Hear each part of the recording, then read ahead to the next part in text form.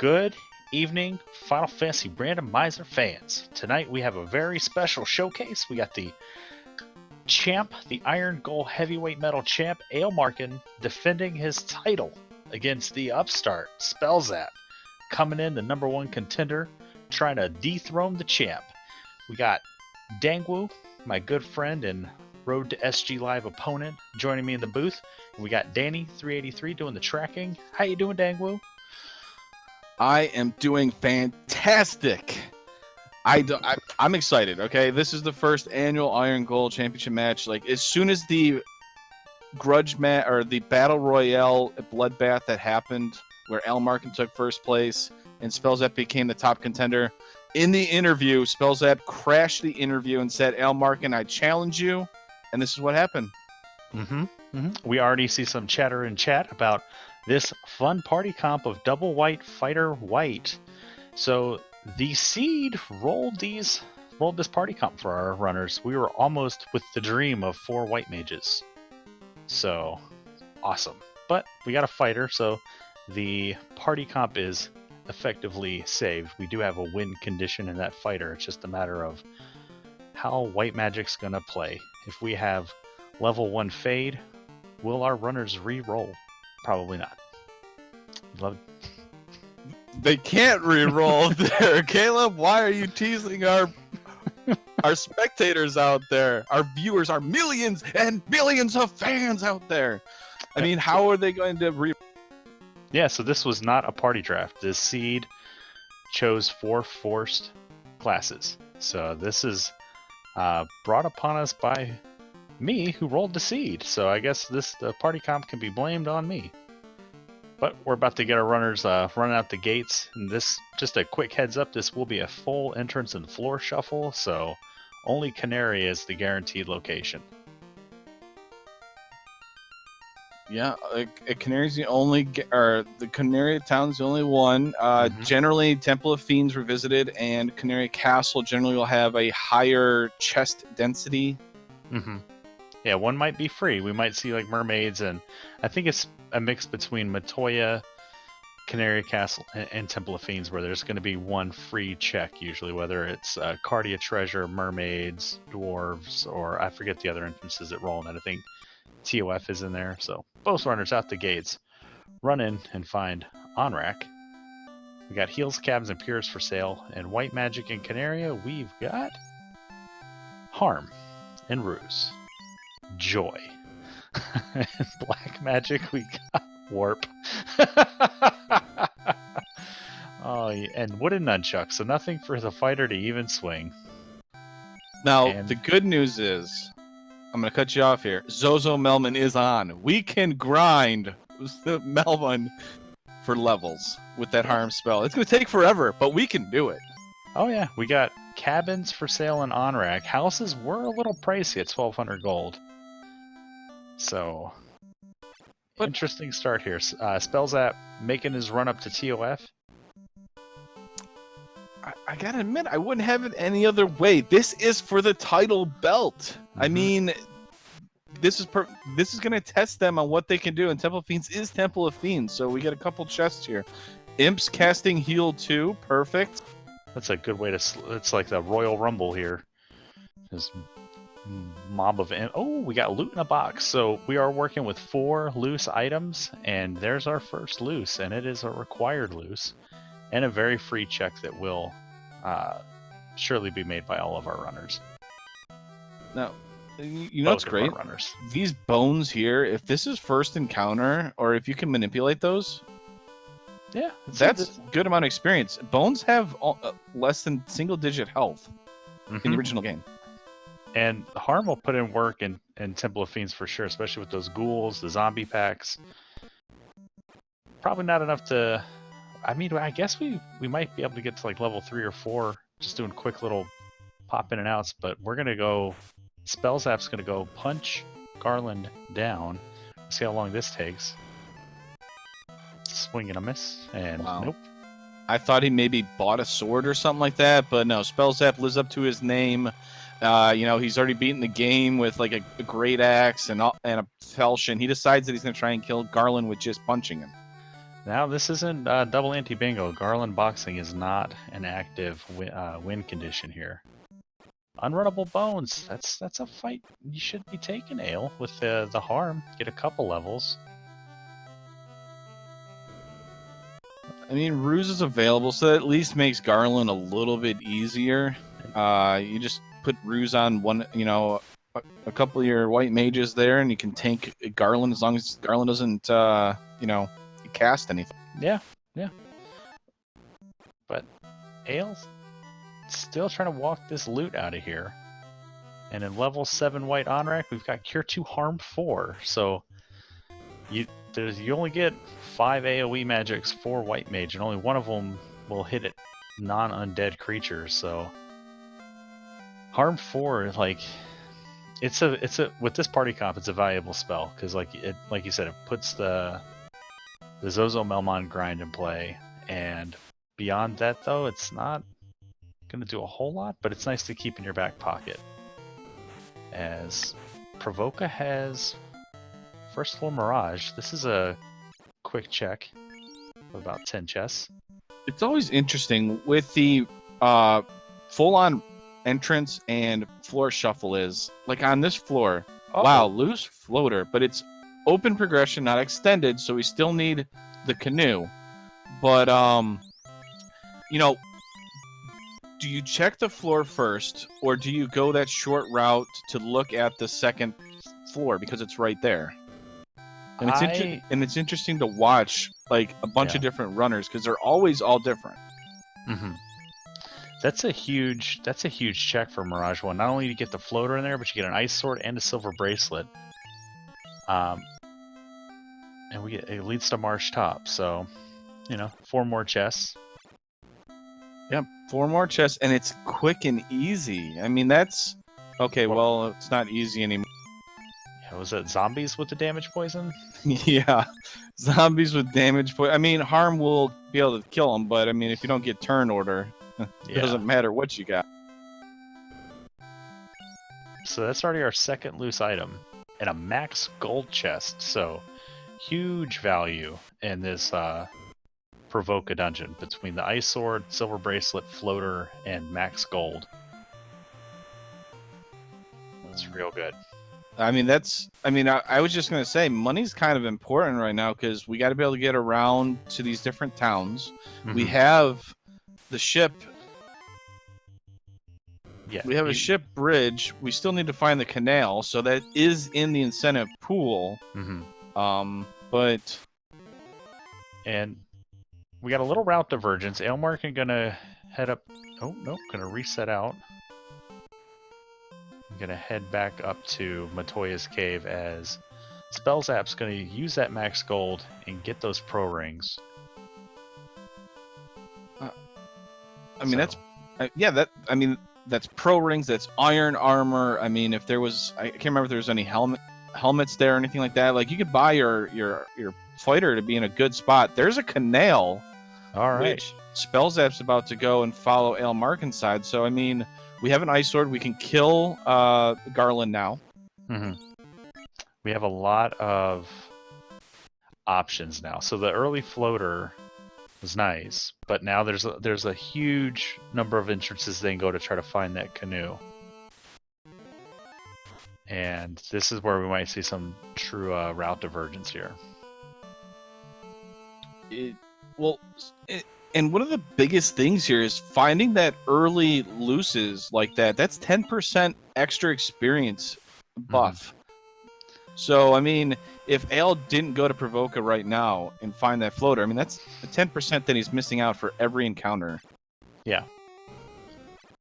And he's just going to walk back out and reset. Interesting. I mean, that's... As we point out, that is a max price chest that is in that Marsh top side that he's missing out on. That's a lot of stuff you can do with that money. I wonder if he's just looking for... Well, we're going to see how effective harm is on ghosts. Not going to be very effective. But ghosts may have rolled low. But sleep's going to come through, and Garland and Spellzapp having some words. Ice Sword's gonna put in damage and get it done. And Spellzapp's party's already level 4.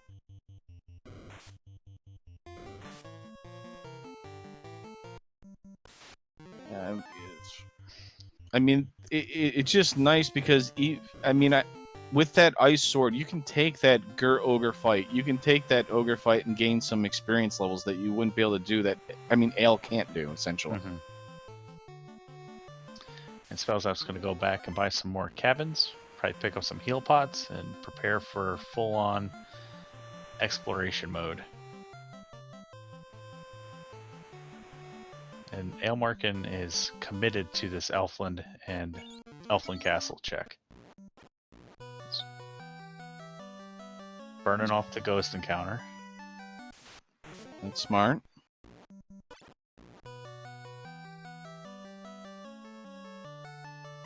So this is the ghost encounter he's burning off because he did catch I think he caught 3 fights when he came in here and see the ghosts. So, all right, but he's gonna try to harm on the race, which might work if he gets a good turn order here. Spellzapp into the Dwarf Cave finds first floor volcano that leads into Cardia Treasure. So Spellzapp being rewarded for his exploration right now, while Ale is kind of being punished a little bit. We got a Confusion Hammer. Never seen a more apt weapon. That is, yeah, that is a.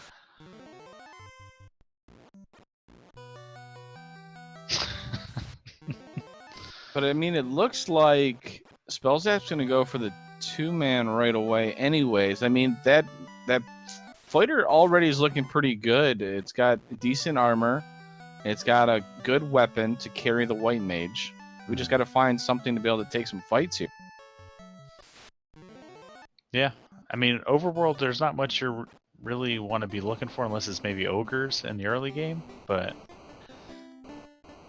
the Spellzapp's breaking out of the Undersea. We get into the Elfland Castle, and it's volcano into a sea floor, as Spellzapp's rewarded here with the Agama floor, as Elfland Castle turns out to be Northwest Castle. So it's good information to have when we find that crown. Opal Gauntlet, that'll make a nice check later to sell. Ooh, Waters. With an Ice Sword, that's not terrible. We get the bonus, but the problem is Waters are generally very beefy. Mm-hmm. Yeah, they can roll very high health, and the enemy percents with this flag set are scaled from 40% to 250%. So those waters can be very thick, like milk. And that Cerberus was perfect. That has a weak to the ice, so the Ice Sword does extra damage, one-shots it. You gain about 2 levels there because we're only having 2 party members. That's amazing for Spellzapp. Mm-hmm. You don't want to see the Wisahag Retsahag pack. That's not an ideal matchup with this party. So, question in chat: the enemies aren't clamped tonight. That is correct. Enemies are not clamped, but bosses are clamped from 100 to 260%. So it could get nasty in Temple of Fiends Revisited. As Aelmarkin continues this dive of the Elfland Town dungeon, finds the teleporter maze, and Spellzapp is going to confuse some sharks by bonking them on the head. And it's not going to work, but we're going to keep trying. I mean, Gersharks have a very high MDEF. It's really hard to hit these spells. That's not a bad swing for the Ice Sword, but I don't think he's going to be able to. Yeah. Yeah, that's a white for Spellzapp. But he comes right back in, confuses the Grey Worm. And that's a nice little mini grind.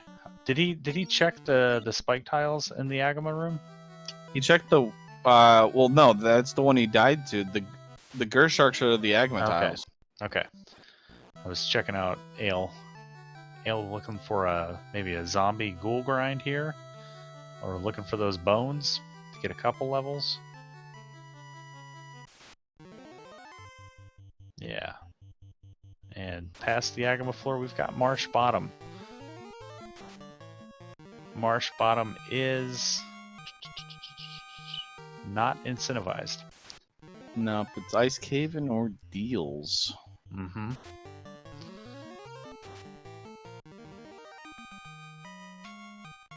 Ooh, Gargoyles with Squint. That could be a problem, but good thing... Wait, Squint is elementless, isn't it? It doesn't have an element?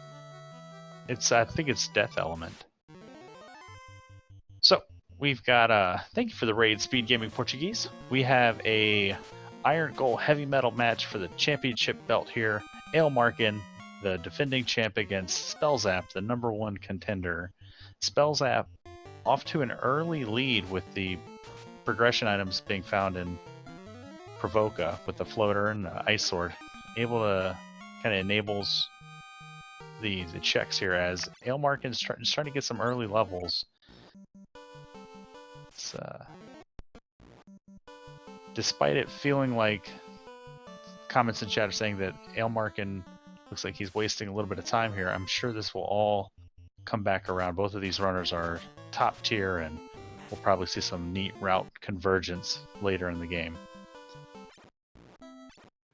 Well, Wizards with Thunder.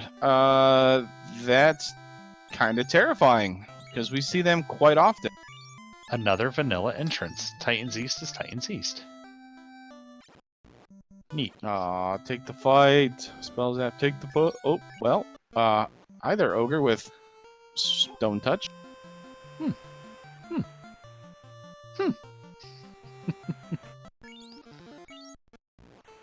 I was actually saying not to take the fight. You guys must have misheard me.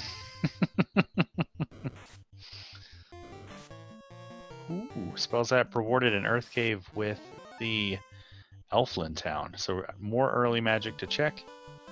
We get Cure 3 and Invis. Not the best spells we could have seen, but really good effective spells here. So we don't know what is going to roll elsewhere. Level 4, what do we got? Life, Heal 2. And Harm 3. Yeah, and Soft. Probably not going to buy Soft, but... He almost checked Black Magic out of habit. And in the item shop, we've got full suite of camping equipment. Aelmarkin has broken out of the Inner Sea, but has not checked Provoca Town with the floater and ice sword.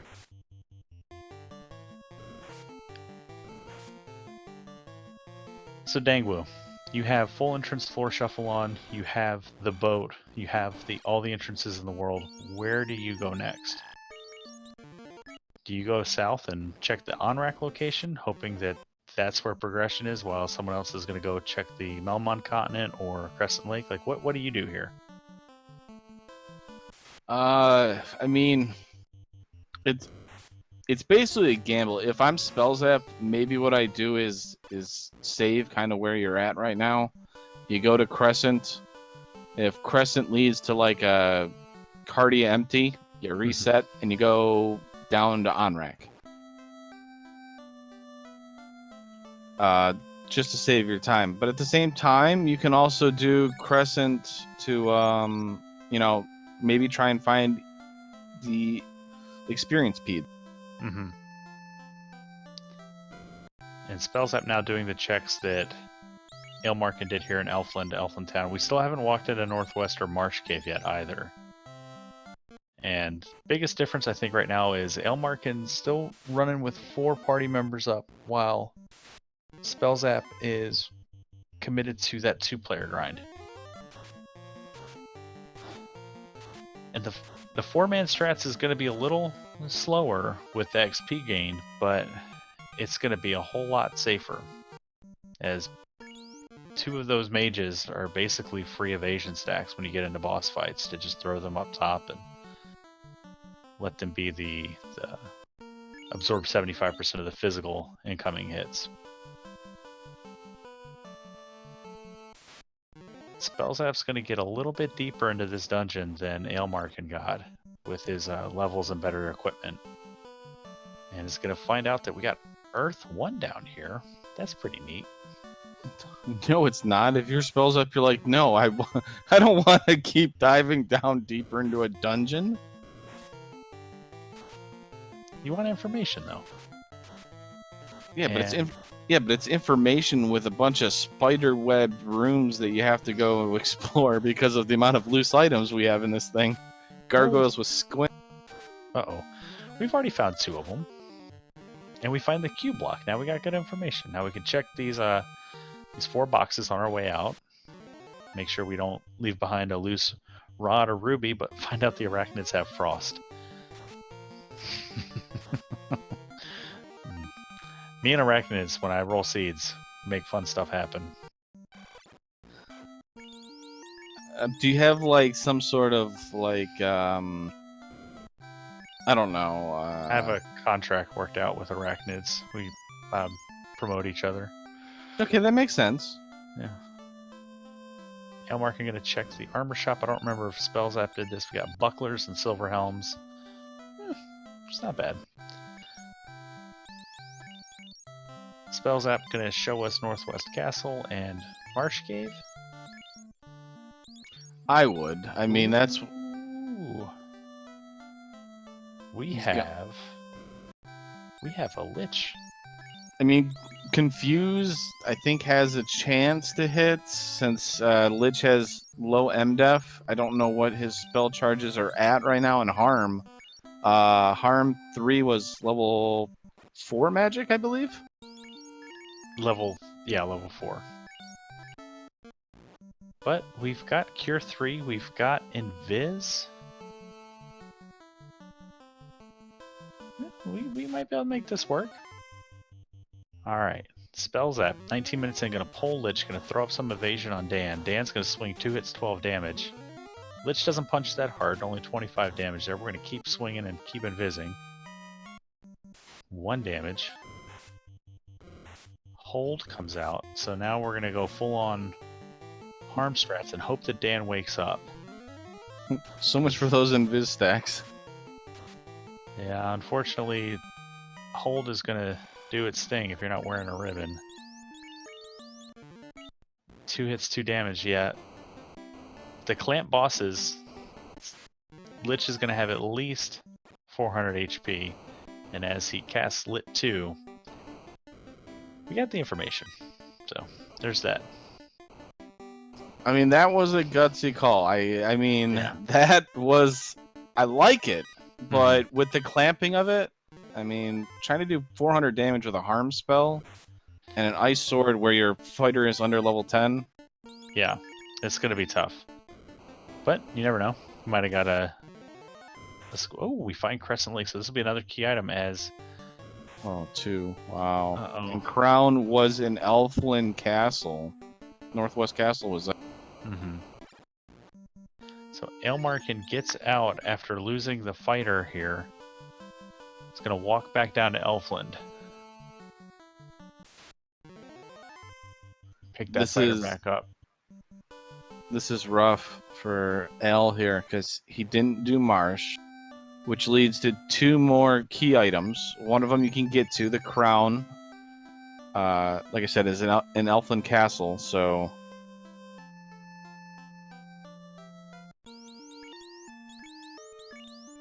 But he's got some levels now. Both runners are about level 7. So now, and he's got money now to pick up those life spells. That's pretty good. Gonna buy a couple houses. Or just the one. Yeah, not having that max price gold chest is kind of hurting him here too. Yeah, early gold will go a long way, as chat pointing out we got Gerwolves with Death Touch? Uh-oh. Uh-oh, SpaghettiOs. Yeah, they just want to hug you. I don't think that's that's not what they're doing. They just want to be petted, okay, Caleb? Pet the wolves with death touch, okay? You'll be fine. Walk it off. Yeah. Yeah, right.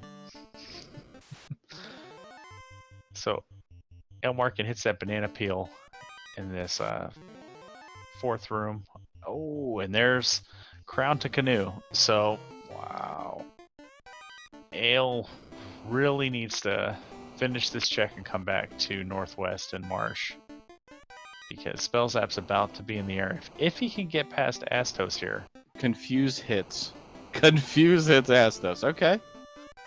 So, Confuse isn't going to do much damage, but its damage is not coming out. So if Astos has a script, this is what you want to see. Astos, my God, he has a family. He kept slapping himself, and he hurt himself in his confusion. that's right. I are confusion is basically what he said. He terminated himself. It's weird, I didn't know he was programmed to do that. Aelmarkin finds the marsh bottom here in the Melmond dungeon. He's going to dig this out and hopefully double back to the Elfland area and make those checks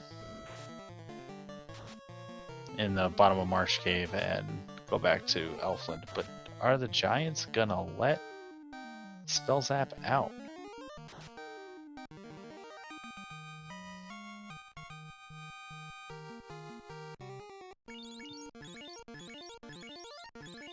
Just barely escapes there. The Cure 3 very clutch by Zoe.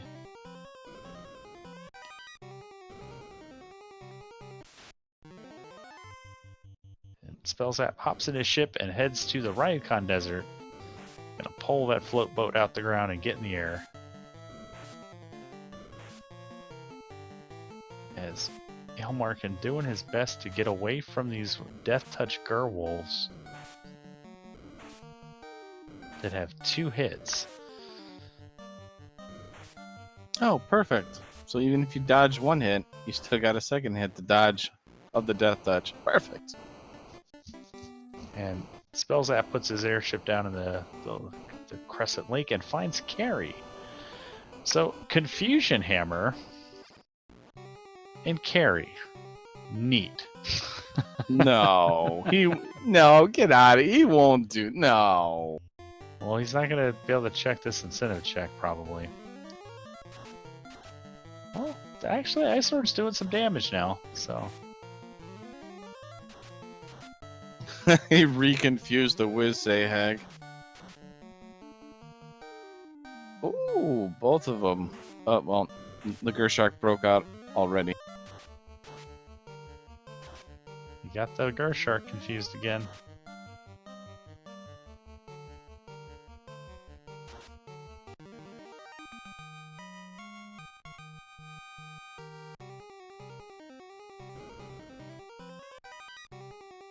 Ale still plugging away through this marsh dive. Gets a iron helmet and a little bit more money. Gonna get the information here about the Thunder Wizards. Oh, he misses it. What a run. A great turn order. Able to get away from those nasty wizards.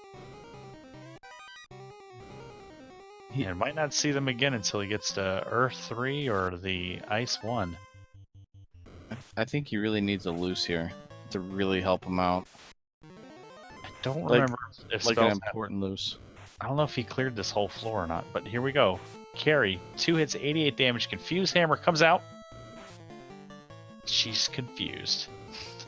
Carrie has 600 vanilla HP, so he's got to cut through 600.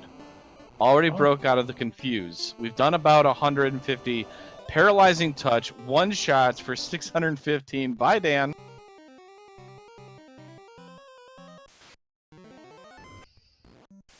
And if only Carrie hit herself for 10 damage. We're going to see White Mage boxing strats here. We're going to see Carrie kill herself. Well, this is not going anywhere for a while.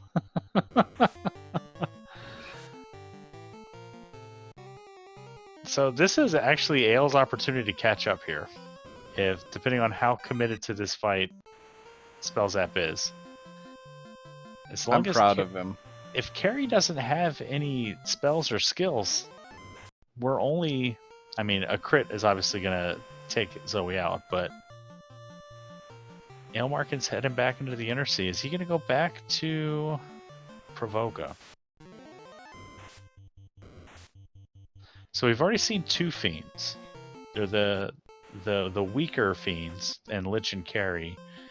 So that's good news. We still have to find Kraken and Tiamat, but we might, with each fiend that we find, the likelihood of needing Oxyel, Chime, Cube, Rod, those dungeon gating items, entrance gating items as well, the better it is for our runners.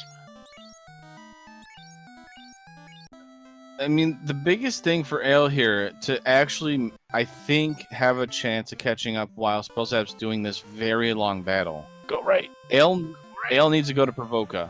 If Ael doesn't go to Provoka, he's going to go to Marsh, he's going to find that canoe, and he's going to go on this long journey everywhere else except for to where the float boat is. Yeah. And minute 2 of the Carrie White Mage bout. White Mage is holding her own. It's a shame that we didn't get the invis stacks up on Dan before Carrie punched him out, because this would have been a lot quicker. And Ael finds Lich in Northwest, is going to go to Crescent Lake, is going to get that crown, and he's going to get the key item from the old men for the slab. Yeah, I was gonna say here, Crabcakes has pointed it out. This is a loop because Carrie has not broken out of the confuse, so somehow Spellzapp has gotten it into a loop where Carrie will just never break out of it. So what are we looking at? We're looking at 1 round with the miss, so 7 damage. Another hit for 9, and then a hit for 10. No, hit for 1. This will be the hit for 10. Oh, it's just okay. So it's a 17 damage loop. Okay, so cool. I thought that there was a hit for 10 in there, but I guess it just the text was flashing really quick with that 1 damage. So Spellzapp winning the hearts and minds over with the crit loop here. With Carrie critting herself. Well, so the one thing here for anybody that doesn't know is confuse makes the enemy cast Fire 1. So that's literally what's going on right now. Carrie is literally burning itself with Fire 1 right now. And she resists fire, so that's why we're only seeing 17 damage, where fire typically rolls in the 20s or 30s. So Spellzapp's probably taped the A button down on his controller and is up, like, getting a cup of coffee, checking his email, just walked away from the computer. Might have Kid Chameleon up in another window. You know what? He probably is playing Kid Chameleon on another window. Yeah.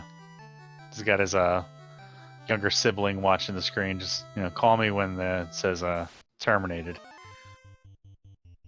Or maybe he's trying to calculate, the magic defense that his light warriors have compared to Carrie right now. Or, I mean, who knows with this guy? He's like... I mean, it's... So much goes through his head right now. It is awesome to see, but this is at least the 4th or 5th minute that this fight's been going on. And any time advantage that he had against the champ is dwindling. Because Aelmarkin looks like he might be headed back up to Provoka, and he's going to get the good news if he clears out that dungeon with the floater, the max gold, and he'll be able to route through the river system, through Ice Cave, Volcano, Crescent Lake, and grab that floater if he routes it that way. Okay, now, to be completely honest, though, I mean, you have a champ, but then you have the people's champion. And I think Spellzapp would become the people's champion.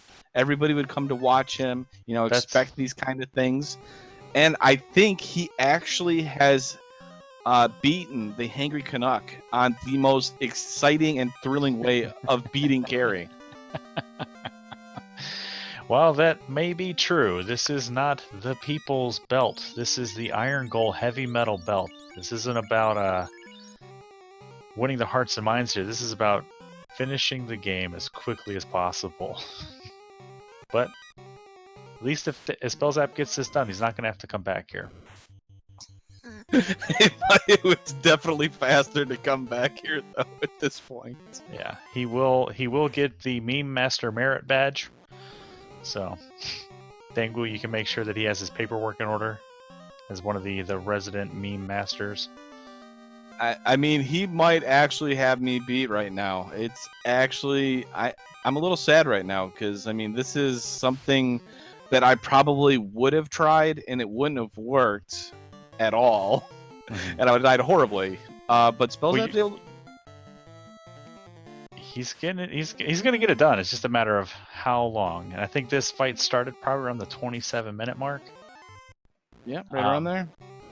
And Aelmarkin, unfortunately, unable to get the floater and stuff out of this check as he is either fighting these nightmares and Okaymen or unrunnable Sabertees and Medusas.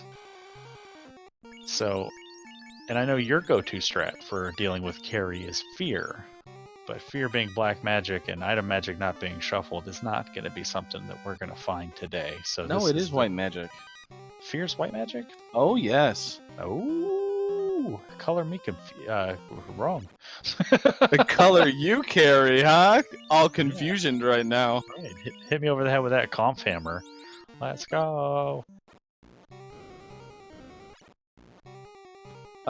We lost track about 6 minutes ago, Asher. So if you do the math, it's approximately what, 3 to 5 seconds per loop here. Each loop is 17 damage. We've been at this for approximately 8 minutes. We're getting there. I mean, yeah, he's getting close. It's gonna happen, and it's gonna be great. I mean, the champion is Aelmarkin, but my eyes are on Spellzapp here because I want to see Carey go down by killing itself. Now, I mean, it's just amazing. The real question is Carey going to do what Astos did and finish herself off, or is it going to be Zoe with the 1 damage hit that drops Carey? That's the important question. Everybody in chat, let's hear your guesses. Is Carey going to kill itself, or will Zoe get the last hit? This is very important. If you play League of Legends, will Zoe get the last hit and earn that 50 gold? That's right. I brought another thing in there. Bam. A tracker pointing out that she's just ready to click on the orb. Alright, but with that max gold chest... Duxers brings up a good point. Wipe 1 step after killing Carey. Oh no. Oh, that's the worst kind of commentator's curse. I wouldn't wish that upon him. That would be would be Tilt City. Like if that happened, Life is available though at level 3. So as soon as this ends, the White Mage should be able to raise up. I would raise up everybody I could, heal them up, and try and make it through to make sure this is done. Life wasn't Life also was Cure 3? There was something else on the Life slot.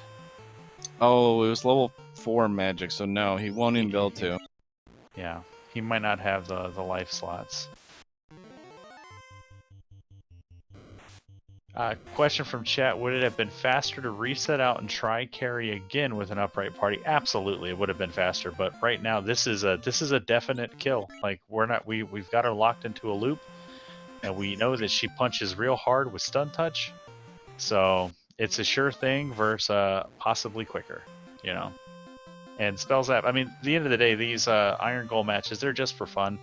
These guys are just in here racing to have a good time, play some weird, crazy flags that you won't normally see in a tournament setting. So at the end of the day, that's all this is about. I think Spellzapp has proven that with taking Caleb. the now 10-minute long carry fight.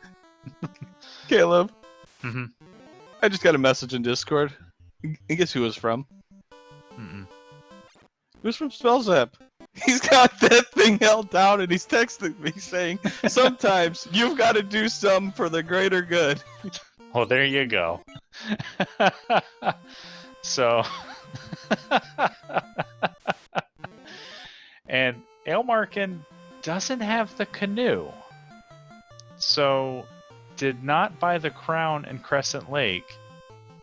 So is gonna do these canoe checks or the on-rack check without. Oh, so Spellzapp left the door open for him, but Aelmarkin's just gonna go sail around because it's nice outside. It's a nice time. It's a nice time out. Oh, there it is, the suicide. We have our first. Wait. He's got to get out first. I'm hoping for it. Oh, yeah, see, he's got life. We're good. Okay, we're good. We got life. We got cure 3. Let's get those GGs in chat for Spellzapp. I wonder if like he was a moment like he's like kind of nodding off and just there. I did it. All right, so about 10 minutes later, Spellzapp finishes the carry fight in ostensibly the best way possible, as Aelmarkin finds Sky 1 and Onrak. So more chests we're gonna check here, but unfortunately, I guess did he not check the item shop in Crescent Lake? Might not have. I'm assuming. Yeah, because he's got the floater. There's a ribbon. Yeah, I'm assuming he didn't. Lock shirt. That's pretty helpful.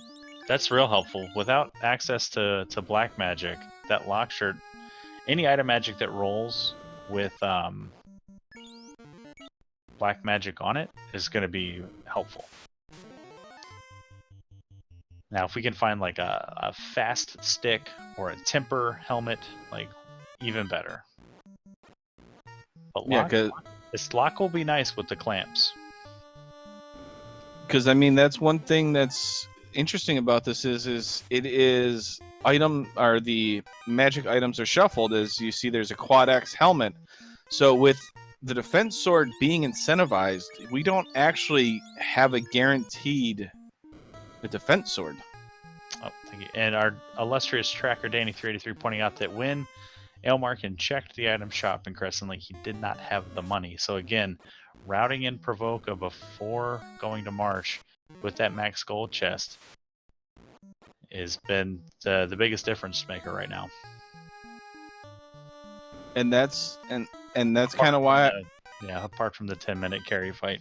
Right. And that's kind of why I mention that, is because everybody, when they enter in a dungeon, they always have a different way of reacting to it. Spellzapp says, I'm going in there, I'm checking it out.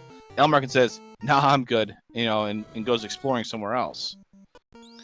Yeah, when it's interesting talking about that, because when I was learning entrance and floor shuffle, it was during the Onrak summer vacation last year, and Shadow Walker, the Panther 227, was on my league team, and he was giving me some pointers about entrance and floor shuffle. He said he prioritizes getting to the bottom of each entrance before opening boxes in them or like moving on to the next one, just to get the information. You might have an incentive check at the bottom of a long dungeon, so get to the bottom and then check boxes on your way back up if you don't have warp, as the robot hands over the tail.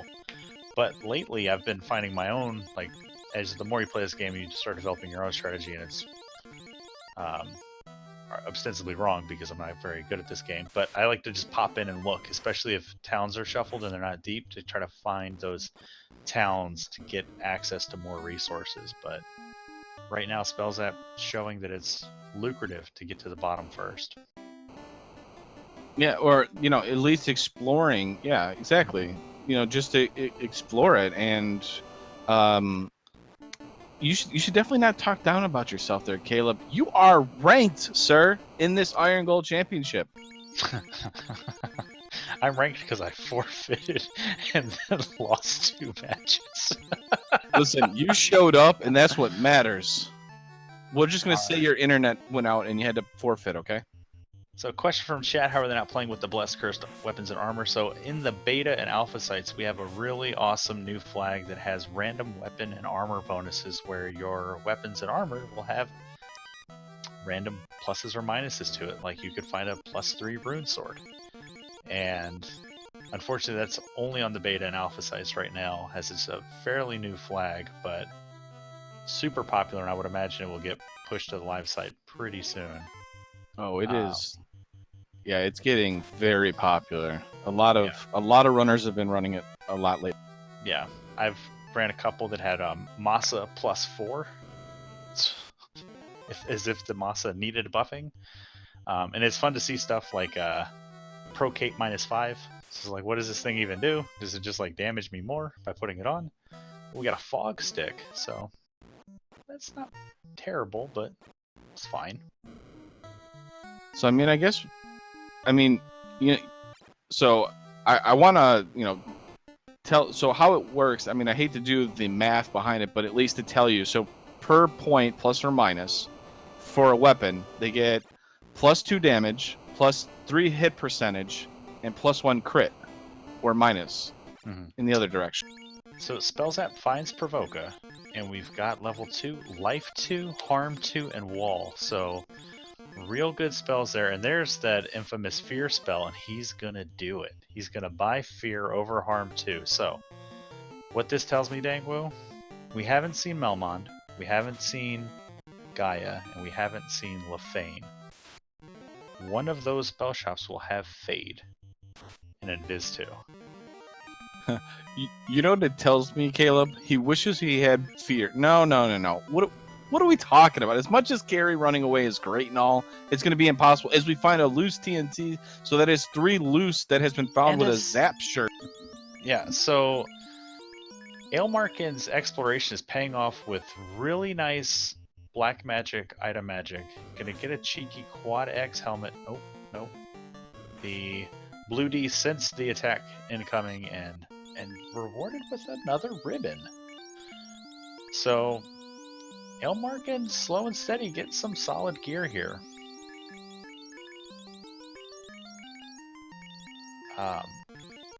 Yeah, I did appreciate Spellzapp using the Confuse Hammer to take out the pirates. It's a really clever way to get the pirates to not be so scary when you have a 9-pack. As we find not much doing in the armor shop, Spellzapp's going to walk up, probably save it, and reset out. Quad X helmet's not going to work on a Gershark, but we're going to get to the next floor here. And it's Ice 1, so we're going to cross our fingers and hope that Aelmarkin does not find those Thunder Wizards here. Because he found the Wizards, but didn't find the Thunder on them. Spellzapp is headed to... He's gonna come into Onrak, and he's gonna be following Aelmarkin in this dungeon here. Or he might go up to the waterfall first. We'll see.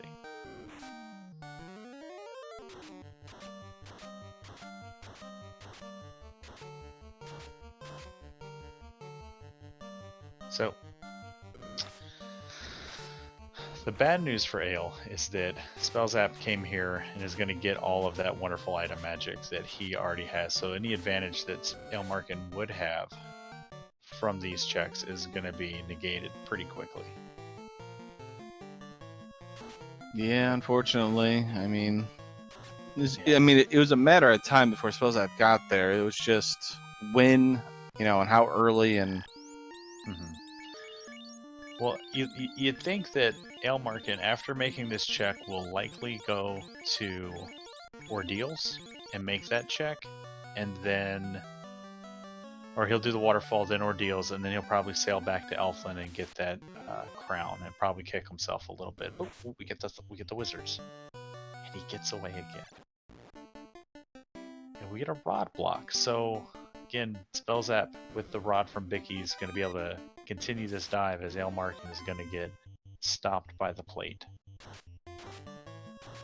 Oh right, thank you. Chat pointing out that Ale is still looking for a canoe, so he won't be doing waterfall and ordeals. Thank you. Well, not with that attitude, he won't. Well, no, but I mean, like he'll come out of here and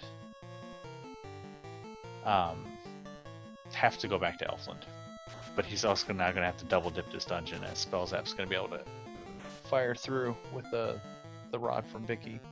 Had to instantly reset out. The red Zahags or Wiz Zahags had something there. He reset so quickly I didn't even see what it was. It might have just been not wanting to deal with that fight, because I don't think he has the Zap shirt yet.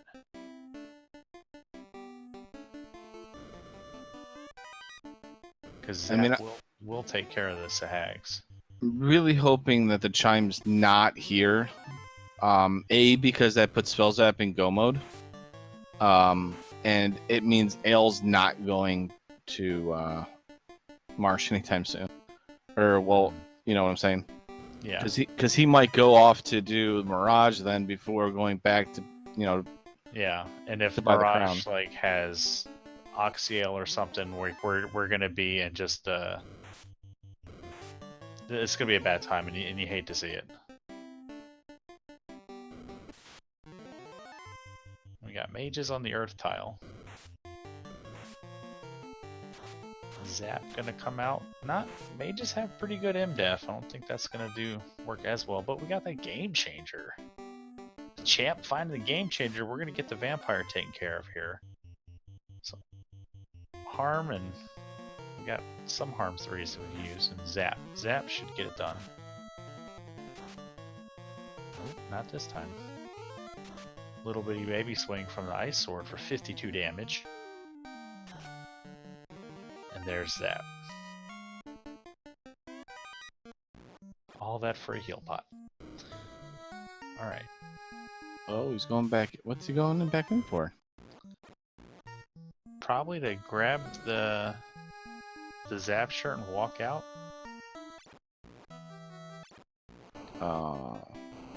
Yeah, it's a little bit. This should be a little bit quicker than walking all the way back out from Earth 3. Should be. Oh no, I mean that's fair. I seen him walk out. I thought I saw him walk out a couple times to save, but apparently not. So. Yeah, I think he just walked out after checking Sky 1, after checking each side.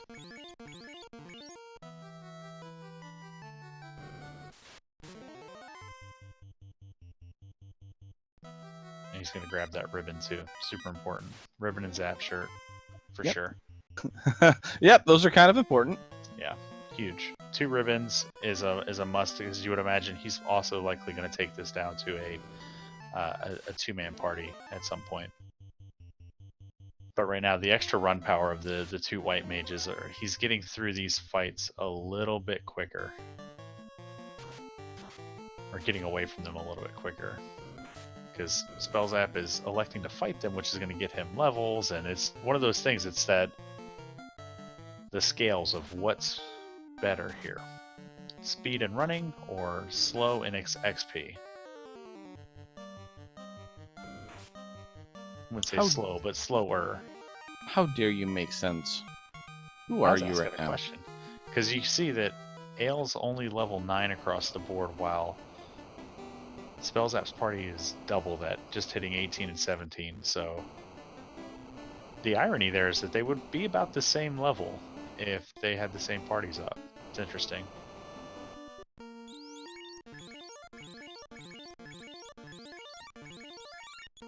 Yeah, and he's bringing the white mage back up, so he definitely is committed to the four white wizard or 4 white mage party comp for the time being. Probably doesn't feel comfortable just yet, not having found either the promotion or gold bracelets or something. A little bit more survivability.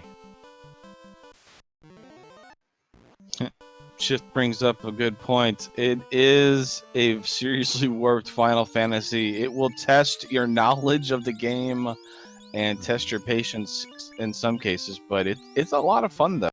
Mm-hmm. This is it's really a test of note taking and remembering where everything is, and like how to quickly scan your notes and look for the stuff you need. As Ale is going to head back to Elfland,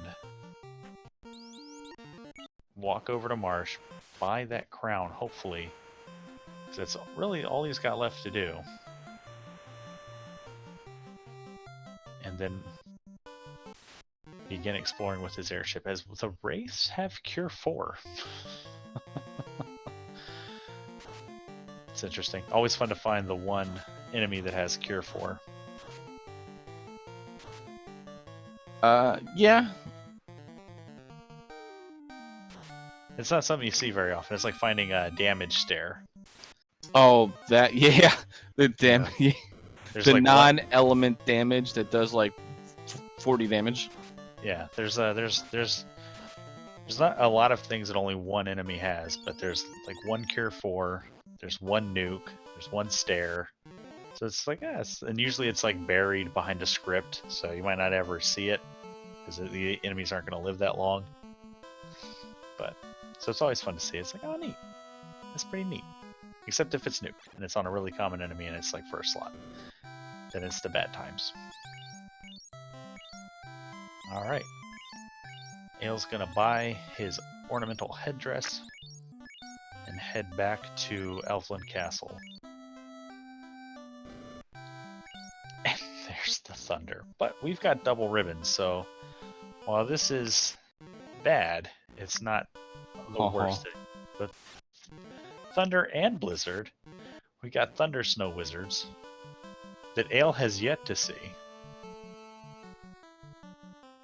I mean, that's the power of those high-leveled skills right there. Thunder and Blizzard, even with the ribbon, because we have low HP values, even on that white wizard, almost died. Hey Dangwu, we're gonna get a Lich kill out of the way too. So I would imagine Ale's gonna come in here with Harm 3 and Zap strats. Oh yeah, zap it. Aw. Oh, maybe next round. Harm 3 is going to do some work, so a couple Harm 3s will take care of Lich for sure. Ribbon's going to protect him. Ice Sword's still not going to do much. Zap don't work again. 2 hit 66 with a crit. Lightning 2 is going to roll in, but we've got 2 ribbons. Unfortunately, we don't have a ribbon on our Zap caster, but Harm 3's doing work. We're out of Harm 3, so time to go to Harm 1. Oh no, we wanted that Zapcaster up. Yeah, if anything, just because the Zapcaster had more Harm 3s that could be firing off. But this should be fine. I mean, the Ice Sword's not doing a ton of damage, but it's doing enough, and speaking it happens. So, Lich goes down. Spellzapp's going to go through the rod block here. And it's okay. So Aelmarkin's not going to lose a whole lot of time unless there's something super important here. So Rod just blocking about 1,000 gold. So, and now Spellzapp has to walk all the way out of here. That feels bad right there. Really That's the. I mean, I don't know how many. No, yeah, it's because he's got all those items he picked up too. So yeah. He's got that ribbon, he's got that TNT, he's got the Zap shirt, he's got that Vorpal, which is our best in-game weapon that we found so far, and likely going to be what we're going to want to swing on these clamp bosses. Yeah, there's no way he resets out of here. And Ale dives down into... So this is what I was talking about, Dangwu, early on. We have probably by the time... Ooh, something was that werewolves with damage poison? We're going to see that route convergence. Aelmarkin's going to be finishing the Astos kill, walking out of this dungeon, getting his airship right around the same time the Spellzapp's probably finishing the walk out of here. And both runners are going to have effectively made the same checks, done the same things, with the exception being Spellzapp's provoke a check and Rod get. So while it may feel like Ale is farther behind than he is, they're really kind of close. And in fact, Ale's going to get out of here way sooner than Spellzapp walks out of this dungeon. And Quadex gets it done. So level 11 across the board for Aelmarkin, as we got the race with Cure 4. Just trying to slow down Spellzapp as much as they can. We got ourselves a race, Dangwoo.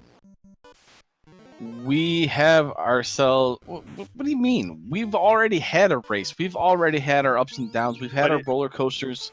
This is for the championship, Caleb, and you're just telling me now that it's a race? Like, I've been here for an hour and it hasn't been a race yet? Like, come on, man! You gotta upsell. Sometimes I gotta remind you. You sound sleepy. I want to wake you up. Well, Spellzapp casted confused on me and it worked.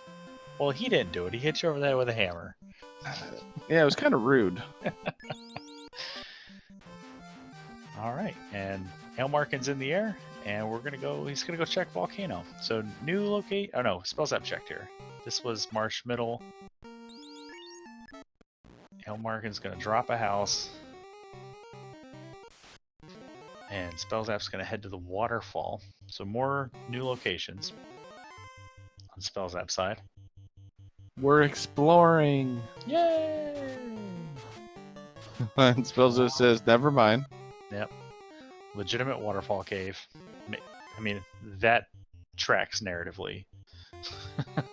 Some would say that was a veteran move. He made sure not to save before going into that location and exited out instantly. Ooh, Dwarf Cave. We have access to the TNT turn-in. Are we going to get a hooray? No hooray. Well, I mean, he's got to talk to Narek first. He walked right by there, but not if you. But see, if you talk, you got to talk to Hooray Dwarf first to ensure the better item placement on Narek. No. That's how it works, Dangwoo. On the way out. Oh wow, he didn't even talk to the right one. Like, okay, he checked the opal bracelet one. Yeah, he's the challenger. Like, he automatically loses because he did that. Like, that's unacceptable. All right, double bot. We got the ice 2. Double top, we got Canary Castle. So 2 quick item checks here. We got the opal bracelet. That's a pretty nice find. We got some herbs. So we haven't found Elfland yet, Elfland Castle. But opal bracelet is huge with the 2-man strat. Best armor the white mage can have equipped in theory. The white shirt is better in that it has elemental resists on it, but with the ribbon, opal bracelet's better.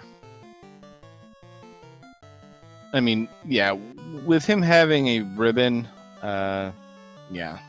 Who really needs the white shirt equipped? Oh, look at the robot. Does he want to be, spicy and not go? No, he goes. Yep, and we get Lefane and Cardia Marsh, and we get Melmond. So we're going to translate that slab, fly back over to the other island, and open up trade communications between these 2 warring island nations. That Dr. Un, he's a conqueror. He's building bridges. He's a diplomat. Level 5 white magic. What do we got? Invis 2, heal 3, and exit. Great spells, but no fade. So fade likely going to be promotion locked. I don't think there's a white mage slot learnable in Gaia. But we're more than likely going to find Bahamut. In theory. Maybe. Hopefully. Hey, there's the adamant. We're going back to the dwarves.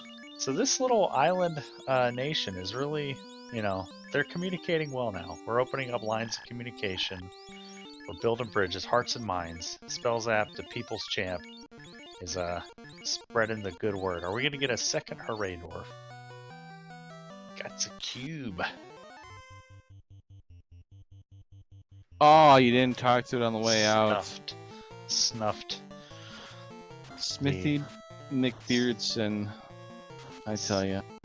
Snubbed the Hooray Dwarf and gets frosted by spiders. Or arachnids.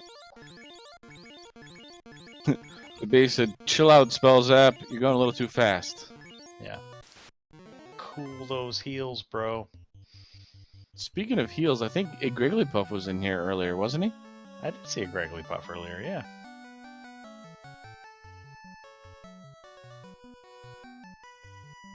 I mean, Caleb. Yeah. I mean, there's not much going on, but I gotta say What are you thank you talking to about? There's all not the much going on. fans out there. We got Spellzapp getting Look, look, frosted. look, look. We Ar- got Quad X Arachnids, Gasties. arachnids are not terrifying right now. They've got ribbons, okay?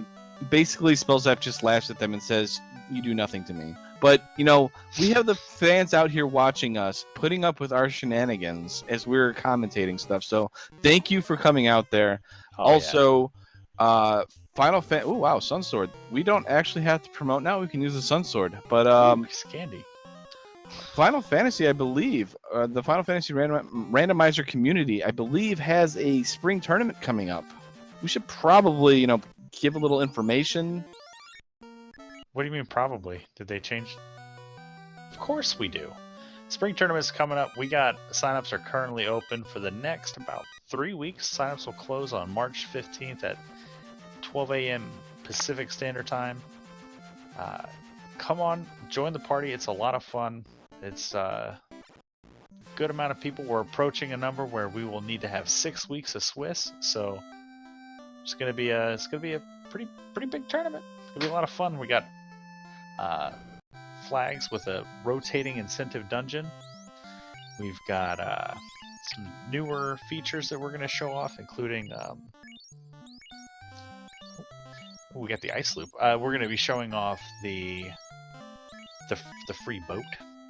Last year we had the theme of the sail the high seas. Now we're going to make that a real possibility. We're going to have Aelmarkin try to take care of these, but just going to probably zap them out. So a little different strategy, zap versus the confuse hammer. Utilizing that black item magic to best effect. Dangu, how have you been preparing for spring tournament? I'm curious. What have I been doing to prepare for spring tournament? I've been running the marathon flags that are relatively similar, and I've been running those. I've ran it about once so far. I'm trying not to get too burnt out, or I don't want to just come into spring tournament just to beat people. I mean, that's just not fun. Oh, you were like what, top 8 last year? That was a fluke. Okay, I'm gonna just say that right now. No, last year it helped because I did a lot of commentary last year, so I was able to watch a lot of the runners like the Spellzapps, the Crab Cakes, and that stuff. So I kind of was able to watch what they were doing. And Spellzapp, unfortunately, kind of slipped on a banana peel there on Ice Cave. It's a dangerous place. You found one of your banana peels just hanging out there. I lost my train of thought. Well, that's what happens when you slip on a banana peel. It messes up the runners and it messes up commentary. Oh, no love for the hooray door for Ale either. That's because you're doing it wrong. I'm telling you right now. Crab Cakes, is it when you walk in or on the way out? She is the queen of talking to the hooray dwarf. Is it on the way in when you're turning in, or on the way out? Why not both? Because that's just excessive, and that's a waste of like 1 second.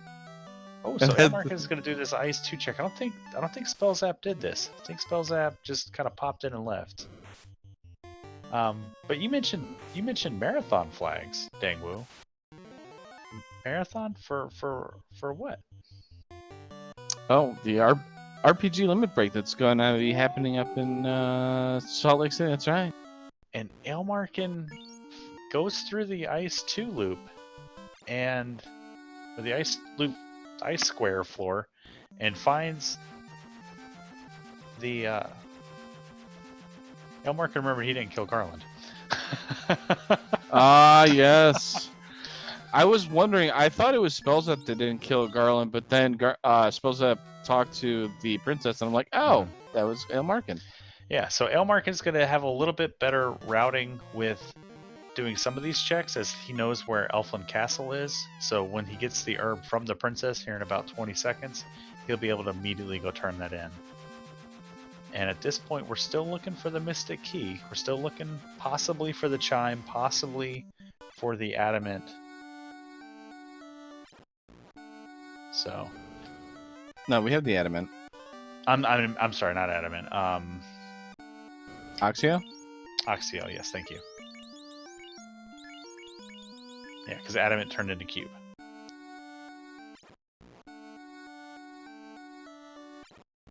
All right, so our incentivized is the crystal. Okay.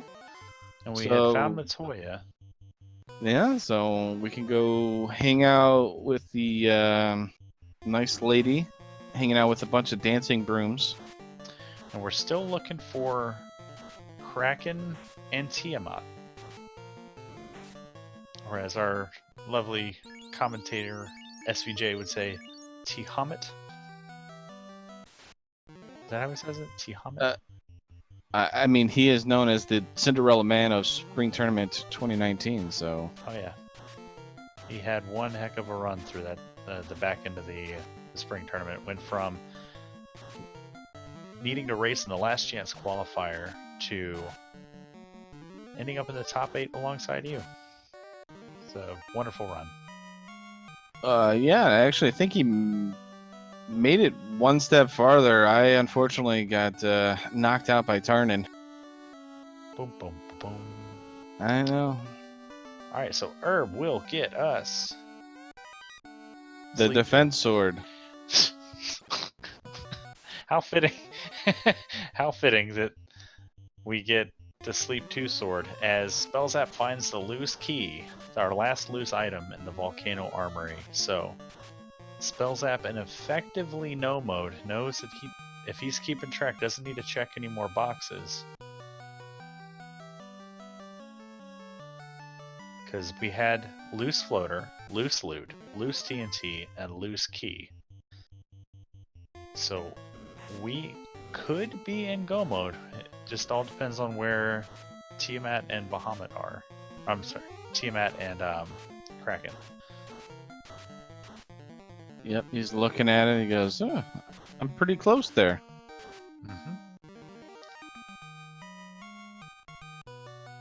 And if this is Tiamat or Kraken, and we found the cube block and we have the cube, and there's our third ribbon. So Spellzapp just putting the finishing touches on what he needs. Still don't have a way to buff that fighter with Saber or Temper or Fast. Would you risk checking more chests, Dangwoo? I mean, if I'm Spellzapp, I already know I lost 10 minutes, you know, doing something that I applaud him for doing. So you're running two-man strats anyways. You have the Vorpal if we can promote. Yeah, I guess no. I mean, Like, we what? still haven't No. seen. We still haven't seen I was gonna say we haven't seen C split or Marsh split yet, but here's the C split. I mean, if I'm him, probably not. I mean, Warmech is required, so you have to go through Warmech. He's not ready for that. Without a Fade caster, I mean, that's going to be pretty hard.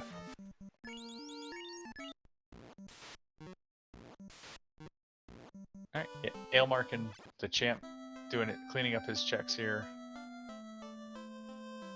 Doing these last few fetch quests as right side C split is Tiamat with the required Warmech, left side is less than greater than room. Where? I mean, I would almost be more willing to find Bahamut and try and get the class promotion now if I'm Spellzapp, because with a two-man party, getting those 4 charges is pretty useful. The blue D is quad Xable. And being able to use the Vorpal. Mm-hmm. Because without Temper, I mean, we might as well rely upon the crit chance that is the Vorpal. And we got C split into Marsh split.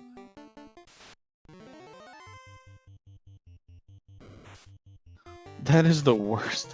When the splits lead into each other, I said it last night for a ranking match that one of the Irongols we had. It was you versus Zenobian, and when those two splits meet up, it's awful. But we could see, so we have Tiamat on right side C split. We could see Kraken here in Marsh spot him, and then Bahamut on Marsh Top. And that's all we really need. But it's a Cardia treasure. Oh, And big pickup for Aelmarkin. A fast sword. That is the Bane sword that has been changed to a fast sword. huge, as Spellzapp also rewarded with the Aegis Shield. So if we can find Bahamut, that's huge. It being a fast sword is also important because that's the only one. And I don't think Spellzapp's going to make that check in Earth 2. He's already been through this dungeon. He checked these 3 boxes up here. But I don't think he's going to go back for that check. So, Crab Cakes actually brings up a hilarious, or not a hilarious thing. A bat actually blocked the aisle, or whatever. It's like a 1 tile thing that leads down into that room. And Spellzapp just said, nope, never mind, and just left that room. So, mark that down for questions for Spellzapp for later. The bat, wow. I mean, I don't want to. I mean, that could be a game decider of sorts. I mean, I don't think it's going to be a game decider, but it could be something if Aelmarkin is able to catch up. Temple of Fiends could make a difference. Well, think about it. We haven't seen Fade yet. We haven't seen Cure 4. So, in a 2-man party, the Cure 4 is huge.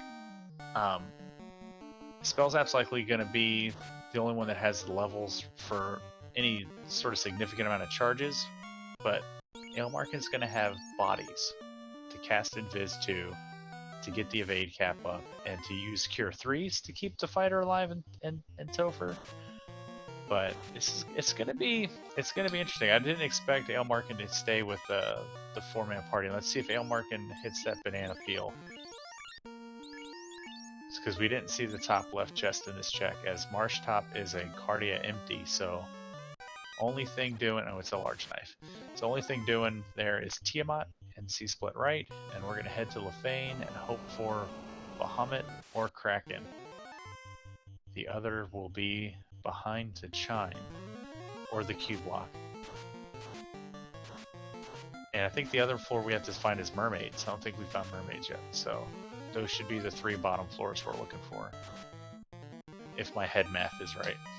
I was gonna say, I think we found the cube block earlier. I don't remember where. Yeah. Maybe it was Matoya's. Yeah, I meant going through the cube block, but I totally forgot we hadn't seen Ordeal. So this is another incentive item check. This will likely be our Oxiel, and Onrak will likely have Mermaids, Bahamut, or Kraken. I forgot about that difference. And according to our awesome tracker, Danny3883, it is Elflin that has the cube block. I tell you, you know what? She's all right. Yeah, she's pretty good at her job. She's not paid for it, but she still does it real good. Alright, Aelmarkin gets another in-game weapon with the X-Cal. Still no sight of the Masa. Aelmarkin has not orphaned any chests, so Spellzapp likely to find it first. Maybe it's here in Ordeals, maybe it's in Mermaids. Oh, did our runners clear Spellzapp? Skipped Sky 3, because he was in go mode, so it could be there too. And Ael getting the information about Thunder, but Life 2 is going to rectify that problem.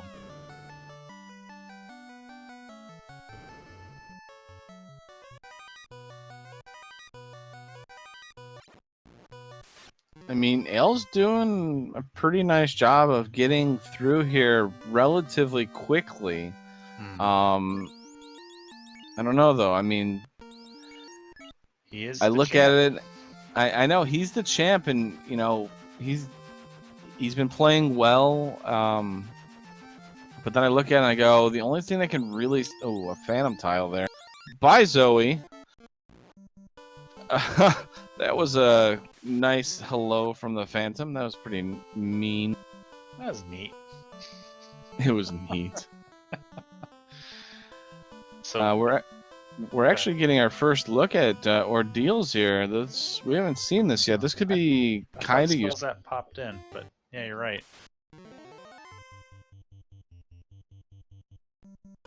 Aw, say that one more time for me. Yeah, we found Gaia. Neat. Aw.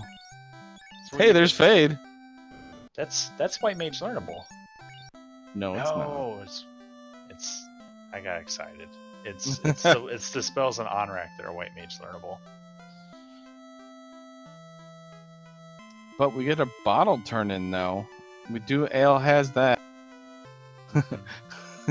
And Crab Cakes is calling for the Expert into Confuse Hammer loop.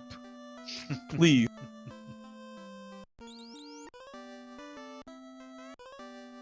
There's the ruby, which is Not required. I mean, there could be something fun in those 4 chests. It's 10% more XP, if anything. That's right. Never know. It could have Masa if you check it. Yeah. I mean, we're running out of places Masa could be. It's like down to Mermaid, Sky 3, or the Hairpin chest and Armory. Or Topher. All of those Topher chests. Topher, yeah. Validation Masa hype. Maybe it's in its original location. Well, then we're definitely not going to find it.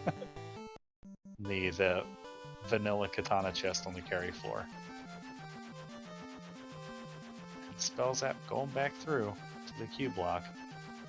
As Ale is gonna... Where are you going, Ale? Seems like you're going to Ice Cave. And turn in your crystal. Good call. He's doing the smart things. And so, we've got a foot race to progression, or promotion really, because Spellzapp's in go mode with the key and the armory. Aelmarkin hasn't found the armor yet, but will. Because it's in Gaia, so he's going to go to the... And there's mermaids, neat. Bunch of boxes open. I love when mermaids shows up in the Onrak dungeon, because it's just like, hey, this is the only floor I wanted to come to in the whole sea dungeon. I mean, if you're Aelmarkin, you're still looking for one loose. Yeah. Mermaids is great because there's no encounters, and there's all these treasure chests. Mm-hmm. So, hopefully, Masa's here, because I don't think Spellzapp's going to check it. Helps him. He doesn't have to class promote now. He's got a fasted sword, or ability to cast fast. And no, I don't think we've seen the caster gauntlets yet either. So we might still end up with like a saber or a temper gauntlet too. And promotion and mirage, or behind the Q block. So that might just be the last thing that Spellzapp was looking for.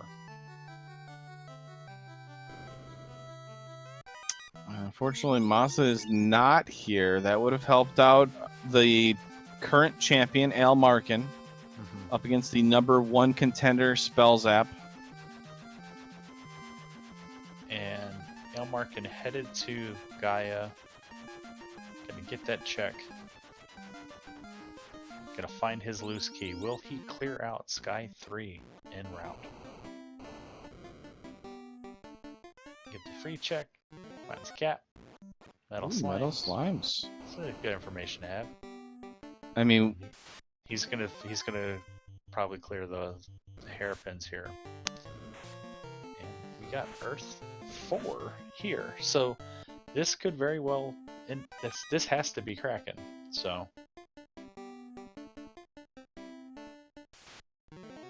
yeah, this has to be Kraken because we found everything else. We've been through the rod block, we've been through the Q block. Yeah.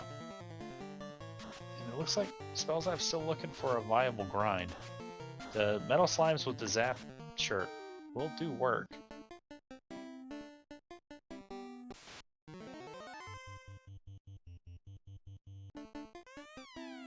Opal armor.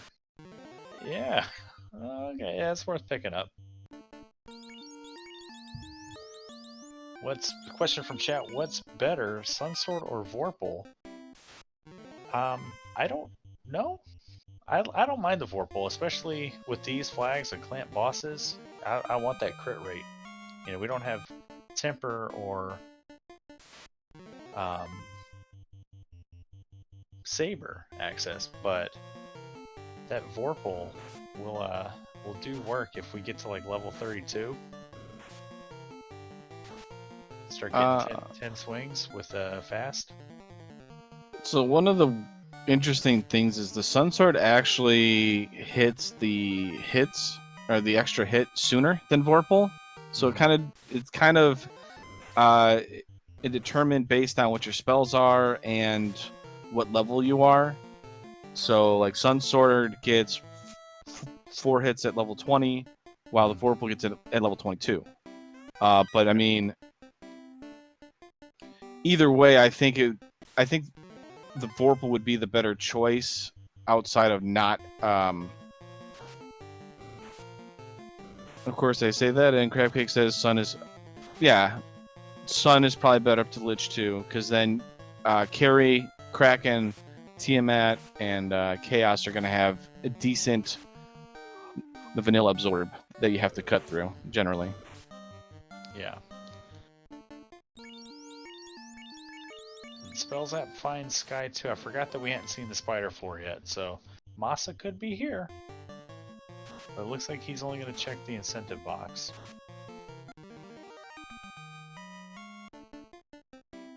And gets rewarded with a cabin.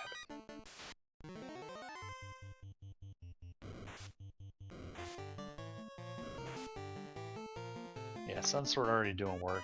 And granted, it's just on Gurmaduces, but Dan's up to level 28, and here's Kraken. So, we have Invis, we have Ruse. I don't think he's bought any spells for his knight yet. But we don't get the good turn order with the Gershark. Get another Quad X helmet. This is a chest that Spellzapp skipped. And there's Aelmarkin's Go mode. I mean, I guess he needs to chime for Go mode, but he'll get that just by following the knowing that he still needs to find ordeals. And he's gonna full clear Sky 3, so good chest density here. Likely that Masa could show up here. The Pro Ring, Copper Bracelet, $83 and $72. Spellzapp raises the sleeping white mages to get put back to sleep pretty quickly. As we get a Kraken 1 pull, we don't have magic on you, so we're gonna lock. We're gonna zap. We're gonna do Invis 2, and we're going to swing. Swing comes out from Dan. 4 hits, 265. That's a good hit from the Sun Sword. Kraken gives us a free round with Dark. This is going to be pretty solid first round. We're going to get 1 Invis cap or 1 evade cap, stack up, and then try another cheeky Quad X, Confusion, and we're going to swing. Kraken takes out the Confuse Hammer wielding Zoe. Quad X comes in, ineffective. So we're not quite at where that would have been effective in vanilla HP, as Kraken responds by putting the Quad X Hammer or the Quad X Helm wielding Dang to sleep.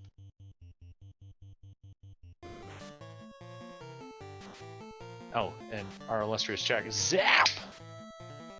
What? Spellzapp zaps Kraken, and our tracker pointing out that Spellzapp's likely swinging the X-Cal, which makes a lot more sense, because he is promoted. As Aelmarkin gets his 3rd ribbon, did check the 6 chests off to the right.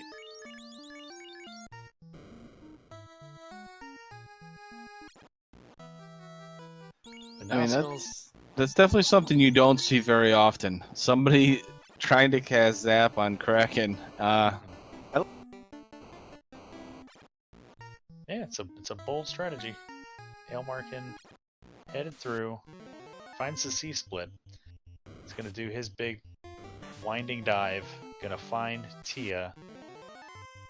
I don't know if he's gonna try to take on Kraken with it, or sorry, Warmech with this party. As Spellzapp buys spells on his knight, preparing, making his in-game preparations.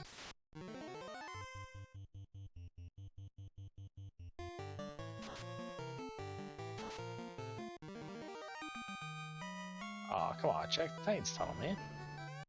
It's 4 free chests. It could be Mossmoon. He's got X-Cal. That's all he needs. He doesn't have the fast sword, though. Nope. Remember that he has to go in here and take care of Lich. Gonna get a little bit of levels on the other 2 white wizards. Get them some more spell charges. A little extra utility for his late game dives.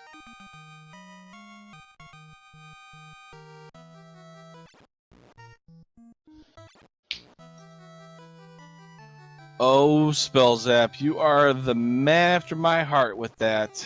Zappin' Lich, zapped the Kraken, confused, killed Carrie. This man is on fire. He's coming for that championship belt, and he's trying to do it with style. Oh, speaking of that, apparently, if you want to do the challenge seed, he has stipulated that if you do the dang strats where you get instant kills on the bosses, you actually lose 10 minutes. So I think this is what he's going for. That's not how that works. Are you sure? I'm pretty sure about that. Oh, the Zap shirt was the white shirt. That's neat. And is Zap gonna get his metal slime grind on? Here it comes.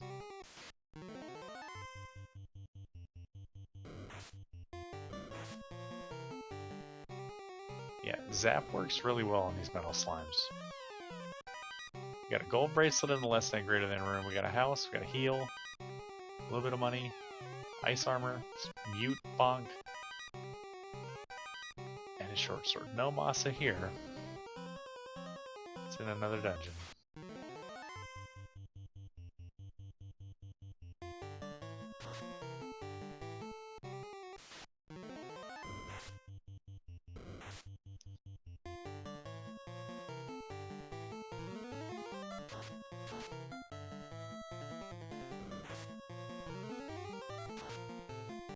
Alright, so Spellzapp looking for a grind. Aelmarkin looking for promotion, looking for Kraken, looking for Tia. Well, he's found Tiamat, but instantly left because he can't really. I mean, he could attempt to do Warmac, but you might as well go do other things since it's right there. It's the C-split right side. Right. And then this leads to something. Oh, it leads to Cardia. Oh, Yeah, it was a Cardia Trash, and I forget what C-Split bottom was. I think it was promotion. Yeah, I think Marsh Split South was promotion.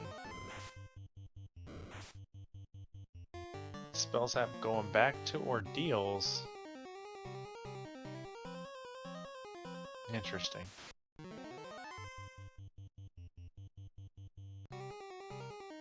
Forget what was on the spike tile in front of the throne. Well, it was the Phantom. I forget what the spike tile was coming into the room, but maybe he's going to check the Mudgoal spike tile here. In a room that's not often checked. it's definitely one that's overlooked. Yeah, I mean, Earth 1 has 3 different spike tiles on it, but we kind of skipped. We didn't check the Hall of Giants. And it was a little deep. I think it was. Yeah, it was a while ago too.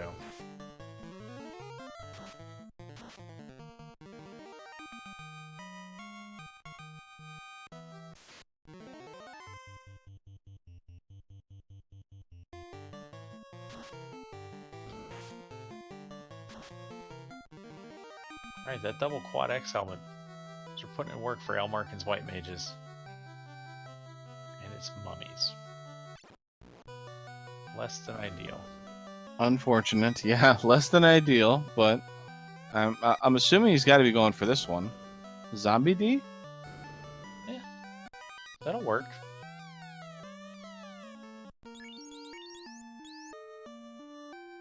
Ooh, what are you gonna drop? Drops the opal. He's gonna try and take on Warmech? No. Come on, Aelmarkin. Take on that Warmech. Well, he's gonna come high five Spellzapp here in Ordeals. And grab his chime, head to Ordeal, or head to Mirage, get his promotion, do his administrative work, probably pick up Fade, might go back to Gaia to buy Fade on those 3 white mages.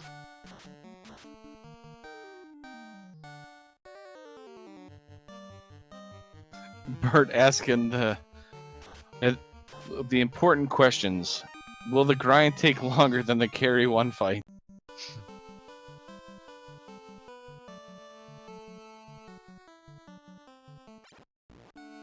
I mean, if you're gonna grind something, might as well just grind Lich 2, you know? I mean, come on. Easy fight. We got the zap, you know? We can't just do it that way. We gotta take out Warmech before we can get there.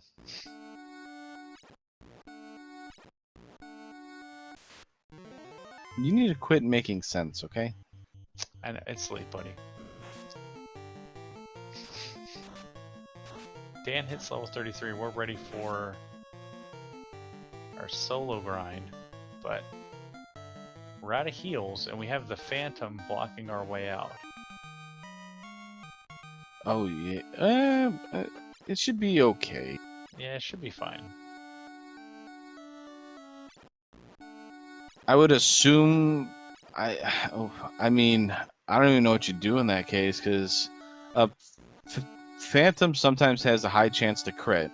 Mm-hmm. So, if you try and run... I mean, a knight has a decent chance to run, anyways. Yeah, these zombie Ds are hitting pretty hard. Does he have exit on his knight? Does his knight have spell charges? Oh, Life 2 was... Oh, yeah, that's right. Life 2 is level 2, that's right, because it was so late. Right. And he has spell charges? That I have no... Yeah, he's got 1. Okay. This is why he's a pro. This is why he is the #1 contender and co-op champions, that's right. Yeah. Speaking of that, so race crew wise, we've got you, Caleb, and Aelmarkin for Team Caleb. Yeah. And then you've got Spellzapp and Danny, our tracker, and they are reigning co-op champions that recently demolished myself and Gregory in a match. So GG to them, and well deserved. I would like to also point out that Team Caleb beat you and Gregory Puff in that match too. Everybody beat us that match. It was a little rough. Well, your partner got up and just left you to at one point. All right. But yeah, co-op's a ton of fun. I'm really hoping that there's another co-op tournament this summer. It's a 100% unique experience for FFR in my mind. Like I haven't seen another game that does co-op the way we do, where you're sharing key items, you're in voice chat with your person, your teammate, and you're sharing a tracker, marking locations together. You're sharing key items. It's a really neat tool that our devs and Meridian BC are one of the principal developers came up with. It's really neat. But yeah, there's a lot of and not just that thing. There's not just the co-op matchups here in the race crew. There's you and I, old rivals, old friends. We are old rivals. I think we've got 17, 18, almost 20 games between us. It's almost like we know each other inside and out, and I will never race with you in voice chat ever again because you are like my kryptonite. What? I thought that's how we were going to do spring tournament together, buddy. Okay, fine.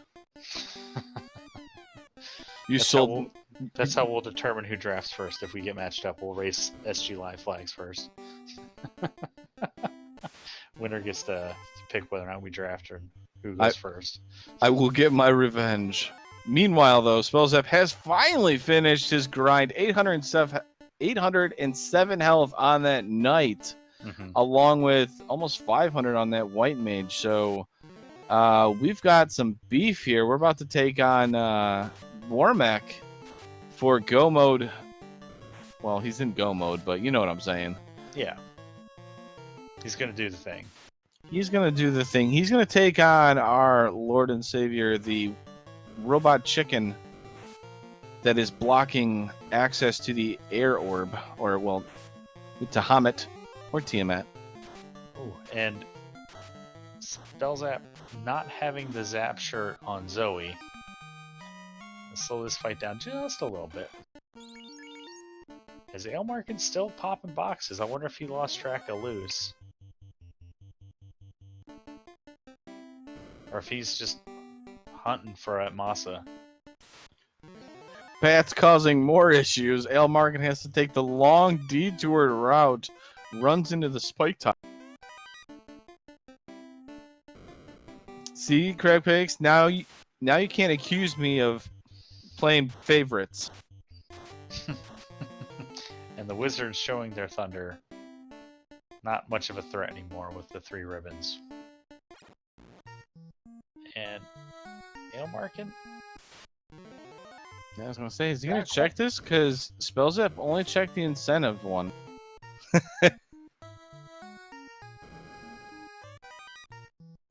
Finds a cabin, just like Spellzapp did. Ah, beautiful cabins. And a flame shield.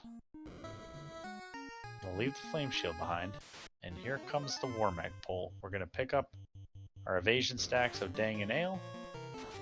We're gonna equip the ribbons, the opal bracelets, and we're gonna get to work. Oh, I'm in the lead. I am gonna do an amazing job here. Out comes Lock. Out comes a fight. Out comes a Invis 2. And we're gonna swing. Invis 2 gets a turn order. Lock Look at comes me. out. I'm being useful. Pretty good turn order, but Warmech unleashes a poisonous cloud. And only really damages the non-ribbon wearers. Excal 3 hits, 79 damage. So not a ton of work coming out, but Lock will get us a couple more hits, but Lock's not going to increase damage. Ooh. So earlier, Aelmarkin dropped the opal. Now finds the dragon armor and drops it. It looked like his Zap shirt. To pick that up. So Aelmarkin banking on promotion as Swirl comes out. Non-elemental Swirl. Now yeah, you definitely don't want to see Warmech casting Lit 2. Because with Warmech casting Lit 2, that means all these other spells are in the pool for the other fiends. Yeah. Oh my, that is 3 Lit 2s. Seeing Swirl's nice though. And here's Thunder. So that's the skills are nice to see out of the pool. We see the damage poison. We've seen Swirl, another Lit 2. Yeah, so our fiends are gonna have some nasty spells, but we did. Oh, down goes Warmech. So huge level boost there. Throws Dan over to level 43. And even without that fast sword, this fighter should do well in TOF. And now that he's got over 42, he's going to equip that Vorpal because he should have 6 hits on it now. 43 according to my notes, but I could be wrong. Yeah, he's 43 now. So. Oh, he's 43? Okay, then yeah.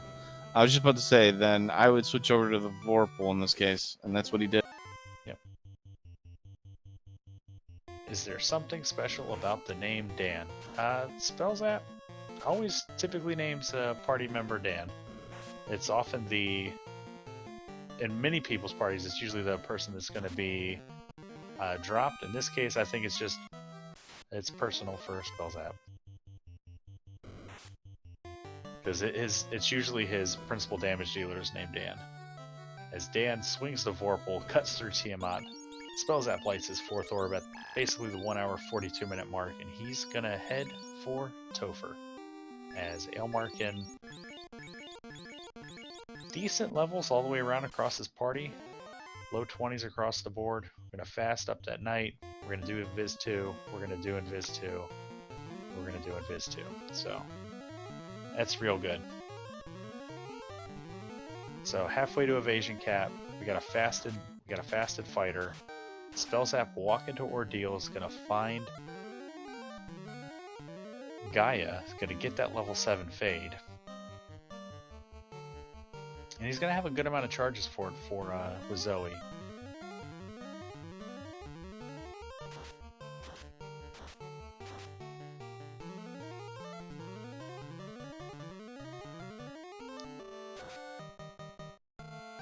And 7 hits 188. Level 8 magic we got Cure 4. So it's pretty good. And we got Mute. We're going with Mute. Neat.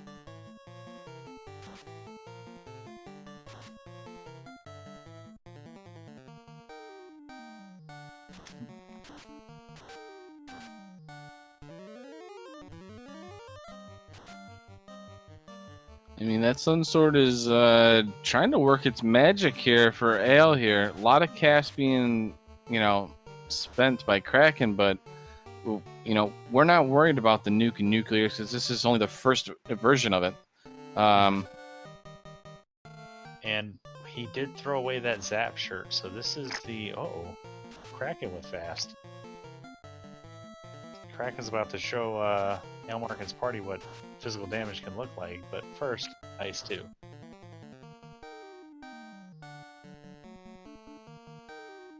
And Spellzapp gets his Ruby, which is going to get him nothing. Unless he wants to go open those 4 boxes and Titans. Heal 3's coming out, undoing the chip damage from Kraken. Slow comes out, luckily misses the Knight, or the Fighter. 6 hits 159. Still trying to work. We're going to wait. We're going to Quad X now. We've done a good amount of damage. Quad X still above that 300 HP mark for Kraken. 56 more off from Sunsword Swing. Free round from Kraken with Dark. We're going to keep trying with the Quad X. 118. A little bit more. Sleep 2 comes out. More Quad X helmets. Fire 2. It's not too bad with the ribbons that we're rocking. 6 hits, 159. This is a good time for Quad X to rock. And there it is. Erased from existence. I was going to say is Spellzapp's zapping of Kraken saves so much time that Aelmarkin had to grind through because... Yeah. So it's an interesting time save when those instant spells are able to, kill the fiends like that. And Aelmarkin's gonna go through Onrak. Well, he's gonna head up to Waterfall, get the Cardia empty checked off his list, and he's gonna go through the Rod Block and get the Cardia empty too, probably here, as he's looking for promotion.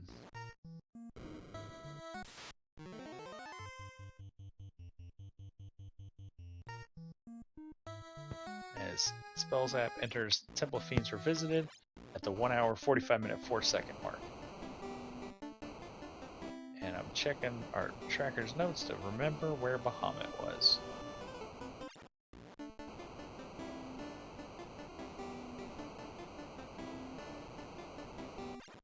I mean, that knight has almost 900 HP. It's crazy to think of, a way of that,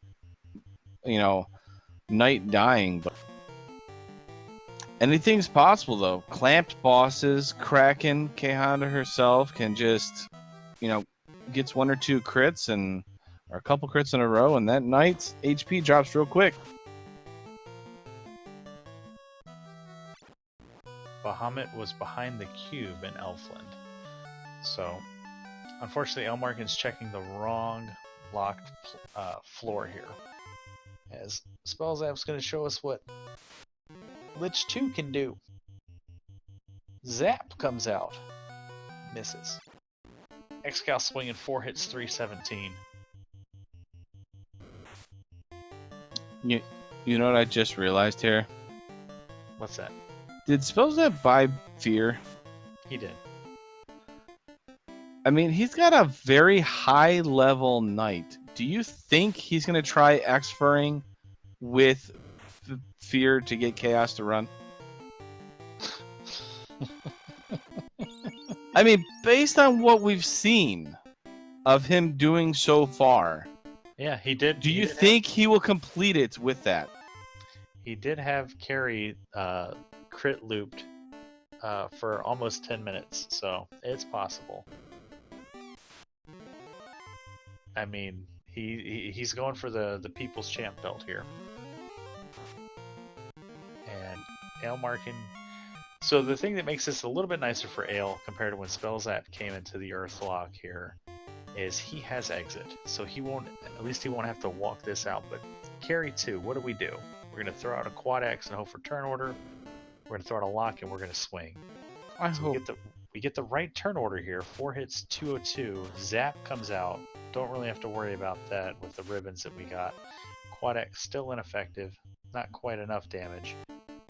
Carry punching out Dang for 1095. I only Lock had hits. 1 HP. Oh, I have a lot less now. Another lock hits, Quad X ineffective. Another swing here. 6 hits, 376. Now we're starting to get into the range where Quad X is going to be real nice. Yep, there's 6 hits, 350 damage. 1 hour, 48 minutes. Spellzapp is through, Carry 2. But now we're getting into problem times. So we've got HP, we've got armor. Aelmarkin checking key locked, really hoping for that Masa.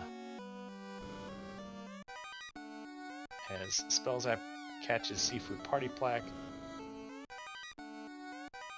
And nothing doing in Canaria locked. We're going to exit out. Spellzapp runs from Waters and Nagas.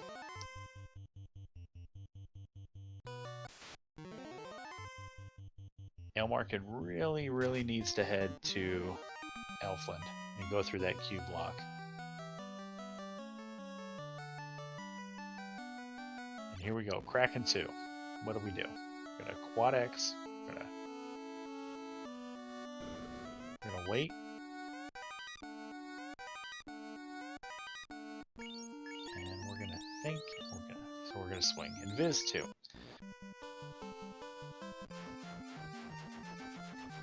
Kraken takes Dang out again.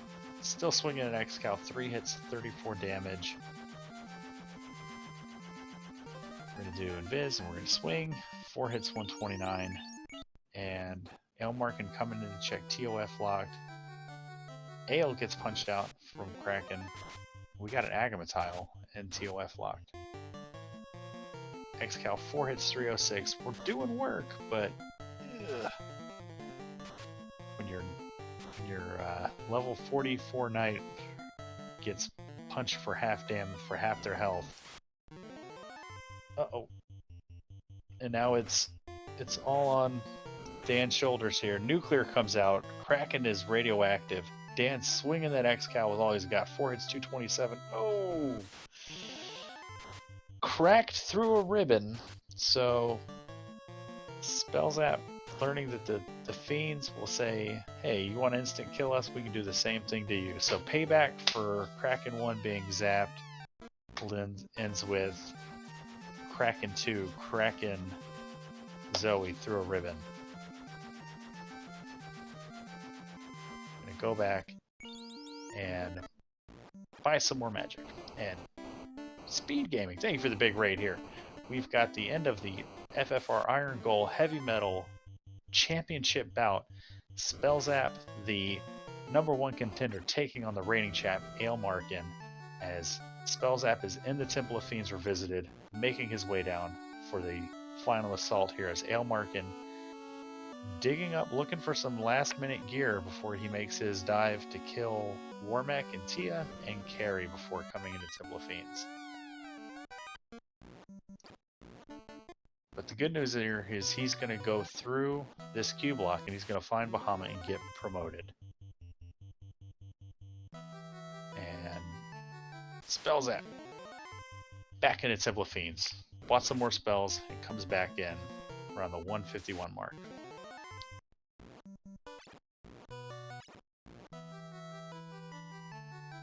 Dangwu, my buddy, my friend. What sort of adjustments would you make after having a wipe on Kraken like that? Definitely not equip the Xcal. I think I would go the Vorpal. It looked like there was a high enough absorb. I mean, it's going to be rough either way, but go with the Vorpal and let it swing. Yeah. Kraken didn't have a whole lot of evade. And we do have the lock shirt to mitigate that, so. But there was a few swings where he was doing fewer than 75 damage. And you really hate to see it when your other swings are doing over 300. But he's going to make his preparations. He's going to move some stuff around. Prioritize his gear, make it a little bit easier to cast some of these spells from items as Aelmarkin's going to dive.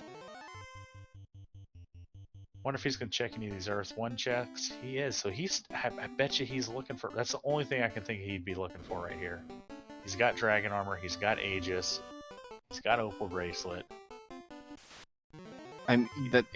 He's got to be looking for Masa. That's exactly what it seems like. He is tunneled in on Masa, doesn't want to do anything without it. I mean, that's... So he's going to leave the 3 on the bottom there. Or I'm sorry, 4 chests that are down there on the bottom. Just check the one on top. Which is kind of a weird play because, you know, there's more chests in the bottom, but, you know. It's fewer steps at least. But he's going to get promoted, so he's going to take a huge boost here to his party. And we'll see if the leveling all of the different characters at the same time is going to pay off compared to Spellzapp's solo strat. And we're going to move, not going to move a ribbon over to Zach just yet, but we are going to equip that Xcal. We're going to drop that house, and we're going to go. We're going to go do the thing, Ale, as Spellzapp taking on Lich 2 for the second time. And yes, it looks like we are. We're going to go in and we're going to find Carry, and Lich has Nuke. So, Spellzapp finding the nastier side of Topher on his second dive here. Gets through Lich 2, and luckily has the resources to pick everyone back up and continue on as if nothing happened here.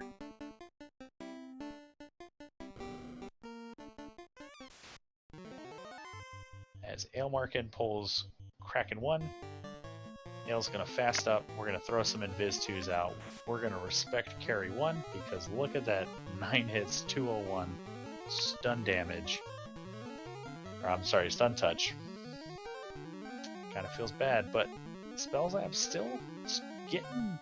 This Topher isn't playing nice the second go round, Dangwu. No. You can definitely say that. I mean, I'm not saying Spellzapp probably wanted to disrespect Lich, but based on the HP values that I've seen out of most of his characters when he went up against Lich, I would say he wasn't expecting it, because... but that nuke almost hurt him, but good thing we have Life 2 on the Knight, and Aelmarkin here, you know, trying to take on Carry. Carry, as we've seen, has a lot of HP. Mm-hmm. We're waiting for Zach to wake back up. And Zach finally snapped out of it. We've got a good amount of Invis 2s up, and we got a good amount of locks come through. So next hit from Zach should be a pretty big one on Carry. 8 hits, 437. Yeah, we're ready to do some work on Carry as we got simultaneous Carry fights. Spellzapp trying to avoid the zap and does, and we're gonna wait. We're gonna bruise and we're gonna swing. 6 hits, 462. 8 hits, 446. Down goes Carry 1 on Aelmarkin's screen. 5 hits, 410. Down goes Carry 2.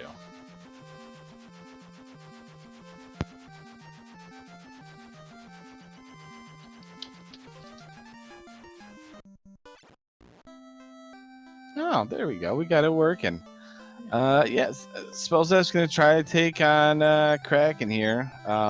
Aelmarkin, you know, one orb lit away, but he's got a bunch of things he's got to do. You know, buy a bunch of spells for the night. Mm-hmm. He's got his admin work to do. That's right. He's got to be. He's got to be an adult. You know, he's got to be an adult and do all that stuff. As Kraken has been pulled. He made the adjustments here. He's gone with Invis 2. He bought Invis 2 for all of his white mages that were danged off. Unfortunately, Crack comes out pretty early. Only takes out Dang, so nobody important died. Well, it's an Invis caster.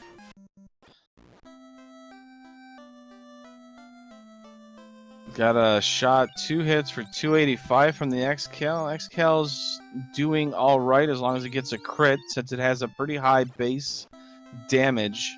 If we can get the crit, we do good. Nuclear, that's not what we want to see. The knight manages to resist it.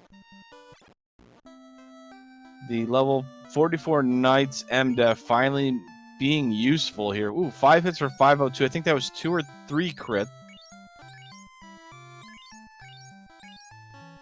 Xcal doing up 3 hits for 65. As long as we can get some crits here, Xcal does work, but it's got a low crit rate.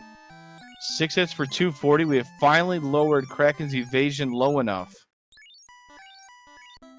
4 hits, 189. Finishes it off. Nice adjustment by Spellzapp, the #1 contender for the Irongol championship. So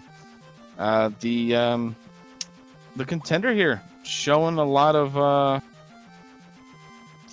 smart plays. He's got a lot of fight in him. As Aelmarkin's going to walk over to Gaia, going to pick up some fades for all those white wizards he's got now. As Spellzapp finds the elusive Irongol and takes it out. So, is that foreshadowing? I don't know, but we got another one though. This is the Irongol championship. That's right. That's what I'm talking about. We're going to get another one. This one tile before Tia. As Aelmarkin picks up fades for everybody. And gonna... Looks like he's going to wait, and swing with the Vorpal. 3 hits for 208 with a crit. Those aren't weights staying there in Viz 2 tests. And we're going to pick up some Cure 4s for everybody on Aelmarkin's side. Vorpal's coming in 4 hits, 155 with 2 crits. Not bad. And now we're going to start melting that evasion with the lock shirt.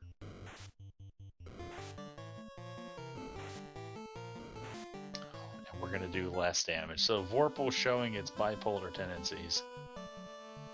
Tia reminds everyone how hard she can hit. And takes out Dang with 1 swing, even through all those Invis 2s. And 4 hits, 2. And there's Tornado. Low rolls, luckily.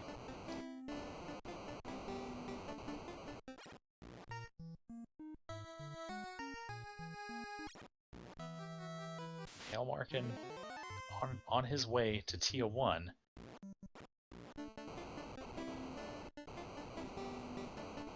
We got Fades rolling in. Fade gonna come in and do 94 damage.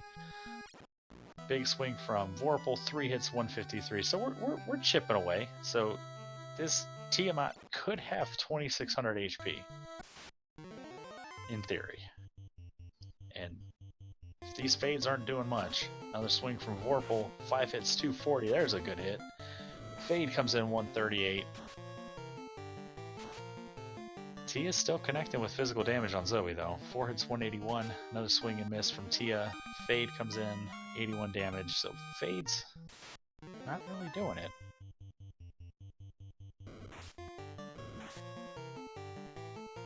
I mean, he's going all in though. He's used up all those fade charges.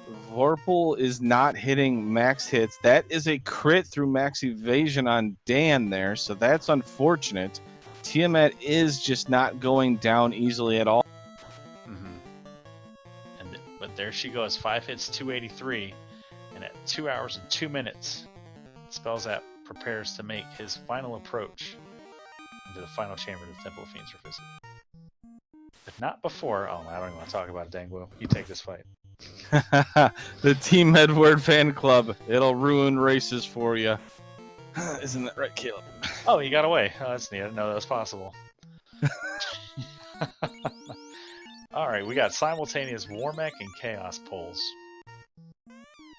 This is going to be exciting. We got a fast. We're going to invis. We're going to invis. Alright, how's the turn order going to work for Aelmarkin? We're going to get 2 invis 2s up.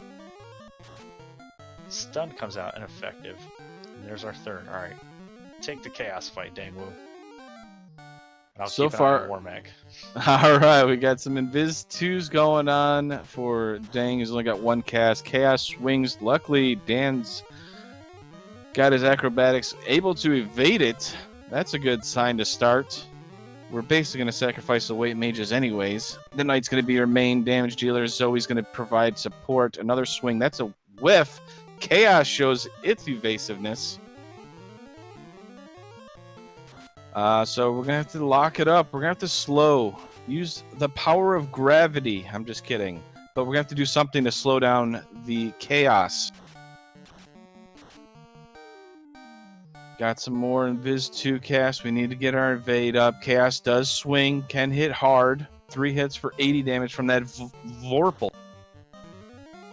We're basically max evade now. So now we're going to start casting Fade. We're going to go on the offensive here. Aelmarkin plugging his way through this Warmech fight is probably near the end of it. A lot of fades coming out. Sword swinging, 4 hits, 223. Chaos shows that he's got fast. That's scary. Chaos has fast, still very evasive, and has enough absorb that is just going to make this a very could be a potentially terrifying fight here. We still have 2 nukes. And I believe 3 nuclears on the table. And this Chaos could have like 6,200 HP, something like that. At 260%. No, that'd be like 4,000. Oh, right. 600 or something like that. Right. Math's hard. Math is hard. I was 1,000 off. Thank you, chat, for helping me out. Sometimes my head math is good, sometimes it's not so good. There's the nuke that we were just talking about that was just stated. It was in there. So we have 1 more nuke that is on the table. Doesn't necessarily mean that Chaos has it, but it's out there along with a nuclear. That's a crit through, or that's a crit through max evade. This is not what we want to see. GG. Look at that. Simultaneous Chaos and Warmech pulls. Simultaneous Chaos and Warmech kills. GG, Spellzapp.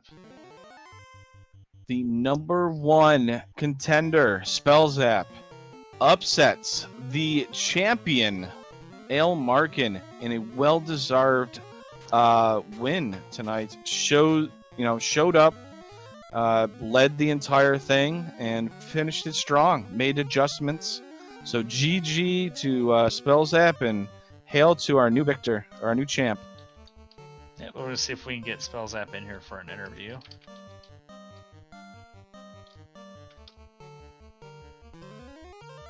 So, but on your left here, Aelmarkin's still going to try and make it through here, trying to take on Tiamat. Tiamat gave problems to Spellzapp when Spellzapp was trying to get through. It's going to be very interesting because Aelmarkin's going to try and make it through here, Caleb, and he's a lot less levels compared, with that knight. But he has more tools in his belt. He has that fast sword. He has more fade charges across the 3. So, yeah, it wasn't a slow fight at all by any means. I mean, his levels aren't that much lower than Spellzapp's were at this point. But looks like Spellzapp's about ready to walk in the room. GG, Spellzapp. Hey, thanks, Caleb. Congratulations on your claiming of the Irongol Heavymetal Championship belt. How's it feel, man? Oh man, I'm just shaking a little bit. That last fight, Cass was giving me a little bit of a, he's sleeping a little bit. Then he started to turn up the gas on me there. Yeah, it was pretty intense. So, I think one of the things we want to point out right away is there came a time when you were walking through Earth Floor 2 to go into that bottom room, and a bat got in your way. And you God, don't did this have something good behind it? Please don't tell me that had something good behind it. So, do you want me to not tell you? Yeah, just tell me. Just tell me. There was a fast sword. Oh no.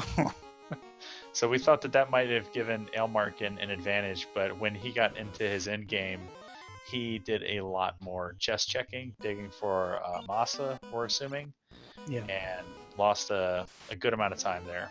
But it was a tight race through and through, though. Walk me through your carry 1 fight. I took a shot out there. I saw that I had confused. I was kind of riding a little bit of a high after confusing Astos. And so I got carry, and I noticed that she was confused, and she wasn't becoming unconfused, and she was just taking a little bit of chip damage there over and over and over.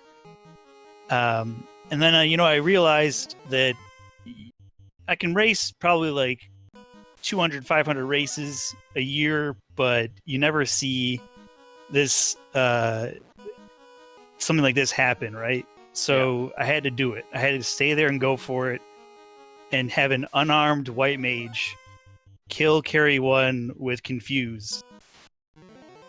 It was pretty good. It was about I don't know if you're keeping track at home, but it was about 10 to 12 minutes. Just 17 damage crit loop. Yep, I was holding A.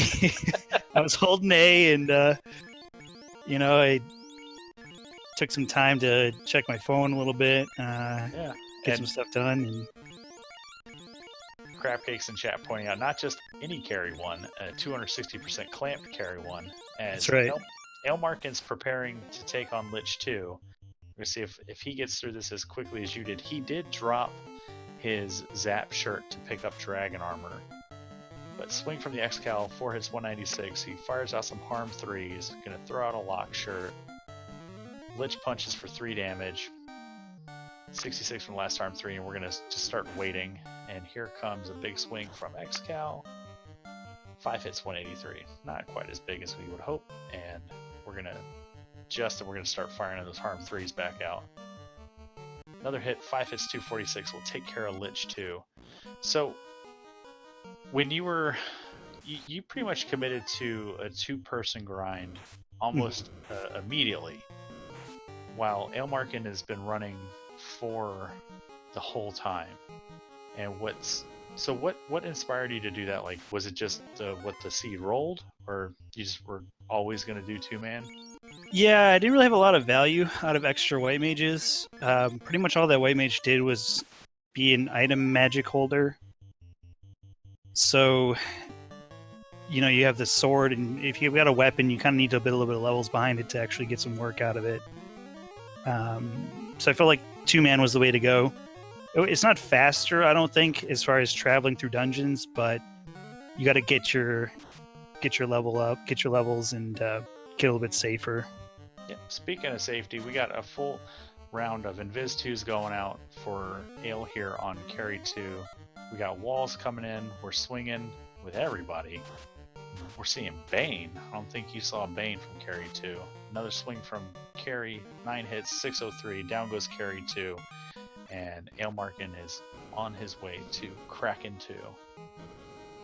Speaking of Kraken 2, what's it like to get cracked through a ribbon? It had been a while. My time had come up, so I'll take the crack today, and maybe hopefully the next day that I won't get cracked. There you go. And another advantage of these for White's being up the whole time is they all have Fade charges, and they're going to help Aelmarkin clear through the trash on the seafloor a little bit quicker. Yeah, I don't believe I had any AoE magic through the entire game except for that Fade. Didn't know how much I missed it. Yeah, I've quickly reviewed the flags. I forgot item magic was shuffled until we saw the lock shirt. I think was the first item magic we saw on screen. And I was like, okay, that's pretty good. And I was like, oh man, I hope they don't find like nuke gauntlets or nuke axes. But I don't think we saw light axes this seed, so I don't know what the axes rolled. We saw a mute bonk, so we don't know what the other bonk had. We saw a fog stick. I don't remember seeing any other sticks, so there might have been some better item magic out there. But dang woo. Aelmarkin's about to pull Kraken 2. You want to call it? Oh, all right. We're going to give it the old Invis 2 cast and a fast on his own self. Crack comes out. See you later, Knight. That is why you put a ribbon on that Knight. This is going to be a long fight for Aelmarkin here. He's got some fades. That's true. Unlike, the new champion, he has, higher level white mages. He respects them, understands them, doesn't it ding them off. Yes, yeah, switching from Invis to Ruse, heads up play. Although Kraken still manages to get a bunch of hits in. Kraken says, oh, you're going to try evade yourselves up. Let me get a couple pot shots in real quick. Alright, we also found the Sleep 2 defense sword. Super neat. Alright, so what do we got here? We got more fades coming out. They did pretty well. 104, that didn't get through the magic defense. Still not getting through the magic defense. There we go, at least a little bit better.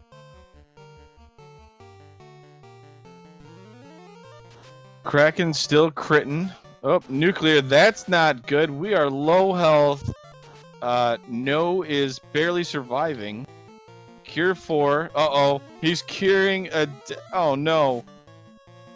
Alright, let's go for it again. A little bit slower this time. No, the crit through max evade. Are you kidding me? Oof. You hate to see it. This is brutal. And unfortunately, that will end it for Aelmarkin. I don't blame him on that. Kraken hit 3 times, essentially through max evade. Essentially, I say that because 2 of them, he wasn't max evade, but he's close enough to. That Kraken had Aelmarkin's number, just like Kraken had Spellzapp's on the first dive. And as Ael's most recent co-op partner, I'm going to wave the towel and throw it in the ring and bring my man in here to talk about that seed. Ael, GG, buddy. Thank you. That was fun. Yeah, you too, Spellzapp. Congrats on being a champion for the, I don't know what feels like the 17th time across any kind of, discipline. Yeah, the best part is you get to lose champ, be champ, lose champ, be champ. I'll be champ a couple times. Right, exactly. And you get to play a bunch of different flags. That's the best part about the Irongol thing is you get challenged by somebody, they bring up a set of flags, and hopefully, they're not slog fests, and you get to have fun. Ael, we have Commissioner Gouda McMahon in chat saying that you have the right for a rematch clause. Do you want to issue a rematch? You want to demand a rematch to spell I'm going to sit on it for a hot minute and just go and see what happens over the next 24 hours and see how I feel. Because I know we have Thundercloud out in chat. As soon as Spellzapp finished, demanded a challenge. Oh, I'm sure. Thunder is hungry. Wait. We have millions and millions of fans out here watching us right now, and you are going to make us wait on live? Fine, how about this? I'm just kidding. I waive my right. I want to see Spellzapp versus Thunder. I think that'll be a fantastic. Zap and Thunder, lightning, thunder damage. It's going to be fun. So we're going to step into the Thunderdome? Yeah, we're going to zap our way into it. Electrifying. Shocking turn of events here on the FFR Irongol Championship. I Hey, we would got to have. see Irongols, by the way, too. 2 of them on the way to Tiamat. Ale, what you could have done? You could have demanded a fatal 3-way. You know what? I don't know. You could get even do a fatal 4. I'll jump in there, and you guys can just beat up me. I mean, that has been kind of the what everyone's been doing over the past couple of days. So I don't want to pick on you too much. But at the same time, I also don't want to be the only one doing things. Because I know if I challenge Spellzapp, if we set something for I don't know, probably closer to the end of the week, that locks up everybody from challenging him until then. And I want to just kind of pass it around and keep the thing going. I think it creates a lot of energy and hype, and I like that because it's just for fun flags. Like when Spellzapp challenged me, I knew I was going to be in a world of hurt, even last week after I won. Yeah. Because let's be honest here, I beat Spellzapp by minute 40. He spent far longer than a minute 40 looking for that key. So had he found the key when he should have, like when he was first in Elfland, we wouldn't even be here having this conversation because I probably wouldn't be here. So, there were a couple things in this seed, Ale, where you had the opportunity to. I mean, not that you were ever really behind. Like the early game slowed you down a little bit for not checking Provoca right away because you got that max gold chest to buy the crown to get in the air. You probably would have been in the air 5-10 minutes sooner, around the same time Spellzapp was in the air. But Spellzapp kind of left the door open for you as Spellzapp. You want to tell Ale how you took care of carry 1 around the 30-minute mark? Nah, just go ahead, Dang. It's up your alley. It's Dang strats. Go ahead and tell him, Dang. I mean, this was. Look, you took what I would do and you just evolved it. So he went in against Carrie at a very low level, and he managed to land the Confuse on Carrie. That was after Carrie had killed off all of his other guys. So he basically punched Carrie to death in a loop while Carrie couldn't get out of the Confused state. So Carrie killed itself after 10 minutes. That's awesome. So he basically he was basically doing 17 damage to Carrie every 3 turns or every 2 turns, but it's 1 turn was a miss and a hit, obviously when it hit itself. So yeah, it was 17 damage every 3 turns added together. It was the longest fight ever, and it felt bad, but it was just so intriguing to watch this carry just keep banging itself. It keep hitting itself. I'm gonna have to watch the VOD back for that now. It was a solid 10 to 12 minutes. It was pretty awesome to probably just watch the beginning and then maybe watch the end of the fight. So, Ale, the only other spot where you sort of lost some time was at the end game, still opening all those boxes. Was it Masa you were looking for? Yeah, it was Masa, and I figured, I found the key late, and I still was running through floors that had some of the better trap treasure on it. So I figured, look, I'm running through it. I might as well check it. If I get lucky, great. If I don't, I'm losing time, and I'm pretty sure I'm behind at this point anyway. So why not better my odds of clearing Topher in 1 shot? Yeah. We never found Masa. You did find the fast sword, which was something that Spellzapp didn't have, and we both thought in the broadcast booth it would give you a strong advantage going into Topher. But with the way Spellzapp leveled with just 2 party members, he had a significant level advantage on you coming in. Yeah, I had considered going 3-man at one point when I had somebody die, and then I was just like, yeah, let's just keep the train rolling because. I mean, here's how I'm looking at the whole Irongol matches. It's challenges for fun, and hopefully we see flag sets that are exciting, that are maybe taking people out of their comfort zones. And that's what this match was for me tonight, because I would never pick this party comp for this particular flag set. And if I had to design a flag set, I would not pick, this particular one and have it be 04 forced. But that to me is kind of the fun of it, is because you don't know what you're getting into. This seed could have played very differently had anything else happen. We could have had 3 thieves and a white mage, and we probably would still be going at this thing. So But that's to me, that's just what it's all about, though. It's getting exposed to different flag sets. It takes you out of your comfort zone. It faces off. I feel like the challenger has the edge here because they can kind of craft flags that maybe they're more inclined to race often or they have more experience running. But by taking you out of your challenge or your comfort zone, it makes you a better runner. So Yeah, no, that's a good point. And Dango and I were trying to highlight that this is what's happening here is it's all just for fun. Like the way we were all expecting Spellzapp to break out the fear strats on Chaos when we saw you do that pickup. Did that thought ever cross your mind, Spellzapp? Oh yeah, I was gonna try maybe fear, maybe try to hit him with a quad X. I haven't quad X Chaos before. Yeah, there was a few things I was trying to confuse him too. Awesome. Well, Dango, I'm going to pass the mic to you, man. Let you kind of start wrapping things up.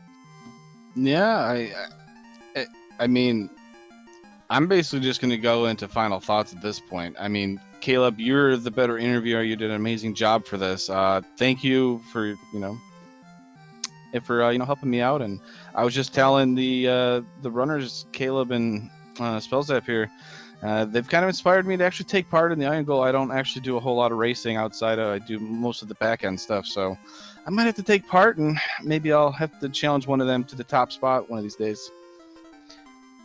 Doesn't do a whole lot of racing. Has raced me almost 20 times. I see you, Dango.